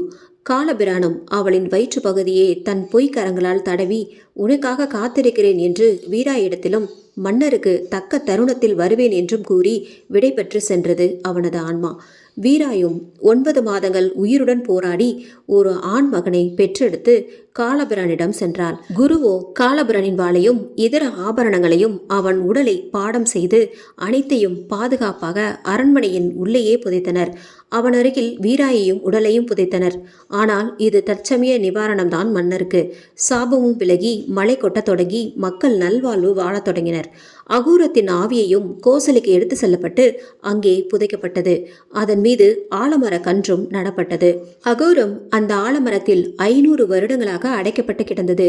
விளையாடச் சென்ற சிறுவர்கள் எதேர்ச்சியாக ஒரு இடத்தை தோண்ட அங்கு அந்த தங்க பேழை கிடைக்க அதை எடுக்க சென்று தன் பெற்றோரிடம் கொடுக்க, அதை அவர்கள் ஊர் தலைவரிடம் கொடுக்க, அதை ஊர் தலைவர் திறந்த உடனேயே அங்கேயே சுருண்டு விழுந்து இறந்தார். அகோரம் மறுபடியும் தன் நாட்டத்தை ஆரம்பித்தது. இதை கேட்டு பாஸ்கரன் பிரமிப்பும் பயமும் கலந்த அதிர்ச்சியில் இருந்தான். மேலும் அந்த பாறையை நகற்றி விட்டு பார்த்தவன் உள்ளே ஒரு பனை ஓலை இருப்பதை கண்டான். அதை எடுத்தவன் ஒரு கணம் மன்னரின் அரண்மனைக்கு சென்று வந்தது போல் ஆனான் மனதளவில். இந்த ஓலை உங்களுக்கு ஒன்றை புரிய வைக்கும், மன்னருக்கு சென்ற பிறகு என்றான் ஆவி உதிரன். ஆம், அவன் உதிரனே இத்தனை நாளாக அகோரனிடம் போரிட்டு கொண்டிருந்தது. உங்களுக்கு எப்பொழுதும் உதவியாக அண்ணா என்று கூறினான். பாஸ்கரோ அண்ணனா என்று ஆச்சரியப்பட்டவரே கிளம்பினான். அதுவரை ரேஷ்மியும் பொறுமை இழந்தவளாக இறங்க முற்பட பாஸ்கரோ இரு இரு வந்துட்டேன் என்றான். வா போவோம், நேரம் இனி இல்லை, ஒரு பெரிய வேலை இருக்கு என்றவன் விறுவிறு என்று நடந்து காருக்கு சென்றவனை அவன் காரும் ஆச்சரியப்படுத்தி இருந்தது. ஆம், வெடித்திருந்த டயர்கள் புதுசாக மாற்றப்பட்டிருந்தன. பாஸ்கரோ என்ன ஒரு சக்தி என்றே அரசனை வியந்தவன், ஹலோ, கனவு கண்டது போதும், காசு கொடுங்க என்று பாஸ்கரிடம் கேட்டான். தொடர்ந்த மெக்கானிக், நீங்க தானங்க எனக்கு கால் பண்ணி வர வச்சது, இப்போ முழிக்கிறீங்க, என்னை ஏமாத்த பாக்குறீங்களா என்றான் மெக்கானிக். பாஸ்கரோ மெக்கானிக்கு பணத்தை கொடுத்து அனுப்பிய பிறகுதான் தெரிந்தது அது உதிரனின் வேலை என்று. காரை எடுத்து நேராக மன்னருக்கு கிளம்பினார்கள். மன்னரின் எல்லையை அடைந்தவன் அவன் உடம்பில் ஏதோ ஒன்று நுழைந்தது போல் உணர்ந்தான். அரண்மனைக்கு அதன் தடமே இல்லாமல் இருந்தது. ஊருக்குள் காரை செலுத்தியவன் அவன் சித்தப்பா வீட்டிற்கு முன் நிறுத்தினான். அவன் சித்தப்பாவிடம் அனைத்தையும் விளக்க அவரோ பாஸ்கரை அழைத்து கொண்டு மன்னரின் பரம்பரை குருக்களிடம் அழைத்து சென்றான். வாருங்கள், உங்களால் தான் இத்தனை வருடங்கள் சாபம் பெற்ற இடம் இனி புனிதமாக போகிறது என்றார் குருஜி. மன்னரின் மக்களும் பாஸ்கரை பார்க்க திரண்டிருந்தனர். அன்று நகரமாக விளங்கிய மன்னர் இன்று சிற்றூராக. இப்போதும் அவர்கள் நிலை படுமோசமாக இருந்தது. நீருக்கே படாத பாடு பட வேண்டியிருந்தது. விவசாயம் பொய்த்து போன நிலை. பட்டினி, பஞ்சம், இறப்புகள் என ஒரு வழி செய்திருந்தது. இந்த நிலையில் பாஸ்கரை ஒரு தெய்வ பிறவியாக மதித்தனர். அவன்தான் தங்களுக்கு விமோச்சம் தருபவன் என்று எண்ணினர். மக்களும் தங்கள் குலதெய்வத்திற்கு விரதம் பூஜைகள் செய்து முடிந்தவரை தங்களை காப்பாற்றி கொண்டு வந்தனர் அகோரத்திடம் இருந்து. குருஜியோ வாருங்கள் செல்லலாம் என்று அழைத்து கொண்டு காட்டை நோக்கி நகர்ந்தார். அவர் மன்னருக்கு வந்தடைந்த நாள் காலபிரான் கொல்லப்பட்ட நாள்தான். அதே சந்திர கிரகணத்தில் ரேஷ்மிக்கும் வீராயின் நினைவுகள் வந்து போயின. ஒரு கோவிலுக்குள் நுழைந்தவர்கள் அங்கிருந்த சுவாமி சிலையை அகற்றியவுடன் ஒரு சுரங்கப்பாதை தென்பட்டது. அதை நோக்கி சென்றவர்கள் காட்டின் நடுப்பகுதியை அடைந்தனர். சுரங்க வழியும் அவ்வளவு சுலபமாக இல்லை. சுற்றி பார்த்தவன் ஒரே காடாக இருக்கு, இதுல எப்படி போறது என்றான் பாஸ்கர். குருஜியும் தன் கையில் வைத்திருந்த அருவாளை எடுத்து சராமாரியாக வெட்டி கொண்டு வழி உருவாக்கி கொண்டே சென்றார். அவர் வயதுக்கு உடம்புக்கும் சம்பந்தமே இல்லை, அவ்வளவு கடுமையாக உடம்பை வைத்திருந்தார். தன் வயிறை பார்த்து தடவி கொண்டே சென்றான். நாமளும் நல்லாதான் வளர்த்து வச்சிருக்கோம் என்று மனதுக்குள் பேசிக்கொண்டான். வீராயி ஏதோ நினைத்து கொண்டு அமைதியாக வந்தாள். ஆதவனோ தன் பங்குக்கு பின்வாங்க தொடங்கினான். இப்போது தூரத்தில் ஒரு சின்ன பாலடைந்த மண்டபம் ஒன்று இருந்ததை உணர்ந்தான். அது மண்டபம் போல்தான் காட்சியளித்தது. அது அவர்கள் புதைக்கப்பட்ட இடம். இருளும் தனது கருப்பு நிறத்தை கோரமாக மாற்றியிருந்தது. அந்த இடத்தை அடைந்ததும் பாஸ்கரின் மனநிலை மாறியது. அவன் பாதம் காலபிரான் புதைக்கப்பட்ட இடத்தில் பதிந்ததும் அங்கேயே நின்றான். காடு அமைதியின் உச்சத்தில். நிலம் பிளவுபடுவதை கண்ட குருஜி சிறிது விலகி நின்று கொண்டார். மண்ணில் இருந்து வெளிவந்த பால் இப்போது பாஸ்கரின் கையில் தஞ்சம் அடைந்திருந்தது. குருஜியும் தன் கையில் இருந்த சங்கால் ஓசை எழுப்பினார். அது கோவிலில் பூஜைகள் ஆரம்பமாக ஒரு உத்தரவு. குருஜியும் ஓலையை காலபிரானிடம் கொடுத்தான். அதை அவன் படிக்க தொடங்கியதும் மன்னரின் ஒட்டுமொத்த படையும் உயிர் பெற்றெழுந்தது. சாம்பலில் இருந்தும் மண்ணில் இருந்தும் அனைவரும் ஒரே நேரத்தில் இங்கு தோன்றினர். ரேஷ்மி வீராயாக மாறினாள். மீண்டு வந்த உதிரனும் தளபதிகளும் குருவும் இருவருக்கும் நன்றி தெரிவித்தனர். அவர்களை தெய்வங்களாக பார்த்தனர் அனைவரும். இதை அறிந்த அகோரமும் தன் படைகளை உயிர்த்தெழ செய்தது. போர் மேகம் மூண்டது. அகோரமும் தன் படைகளுடன் கோசலையின் காட்டுக்குள் தோன்றியது. மன்னரின் படையும் ஆயத்தமாகியது. காலபிரானோ, இன்று உன் இறுதி அத்தியாயம் என் கையால் எழுதப்படும் என்றான். அகோரமும் வீராயை பார்த்து மகளே என்றவன். வீராயோ பதிலுக்கு யார் மகள், ஒரு பேய்க்கா என்று கேட்டவள், நீங்கள் தந்தையாக இருந்திருந்தால் அழைக்கலாம், இப்போது நீங்கள் ஒரு துர்சக்தி, அவ்வளவே. மழையும் காற்றுமாக பூப்பந்து தீப்பந்தாக மாறியது. அனைத்து பட்சிகளும் அலறி எடுத்து கத்தின. அகோரம் காலபிரானை தாக்கத் தொடங்கியது. காலபிரானால் அதிகம் எதுவும் முடியவில்லை. தனி ஆளாக அகோரமே மிக பெரும் சக்தியாக இருந்தது. கடும் போர் நிகழ்ந்தது. இம்முறை ரத்தம் ஏது, மரணம் ஏது, மறுபடியும் மறுபடகையும் உயிர் தெளிந்தனர். முடிவுறா போரா இது என்று உணர்ந்த காலபிரான் தன் குருவிடம் கேட்க, அரசே, நீங்கள் மானுட சரீரத்தில் இருப்பதால் அது இவ்வாறே நடக்கும். நீங்கள் இருவரும் ஆத்மாக்களாக இணைந்து ஒற்றை ஆத்மாவாக மாறினால் மட்டுமே அகோரனை அழிக்க முடியும் என்றார். அதே நேரம் ரேஷ்மி என்ற வீராயை நோக்கியவன், நாம் இம்முறை மனித பிறவியில் வாழ்ந்துவிட்டோம். மன்னரின் மக்களுக்காக இப்பூவுலகை விட்டு பிரிய சம்மதமே என்ற ரேஷ்மி தன் கையில் வைத்திருந்த வாளால் தன்னை குத்தி கொண்டாள். பாஸ்கரும் தன் காதல் மனைவி கூறியதை போல் பூத உடலை விட்டு பிரிந்து ஆன்மாவாக மாறி வீராயுடன் கலந்து ஒன்றிணைந்த சக்தி பெற்றதாக மாறினான். இப்போது காலபிரான் அகோரத்தை தாக்க அகோரம் தடுமாறியது. தப்பிக்க உருவங்களை மாற்றிக்கொண்டே இருந்த அகோரம் அடுத்த உருவத்திற்கு மாறும்போது காலபிரானின் வாள் அதன் தலையை துண்டாடியது. காலபிரானும் அகோரத்தின் தலையை கையில் எடுத்து புவியை பிளப்பது போல் கர்ஜித்து தன் கோபத்தை வெளிப்படுத்தி கொண்டான்.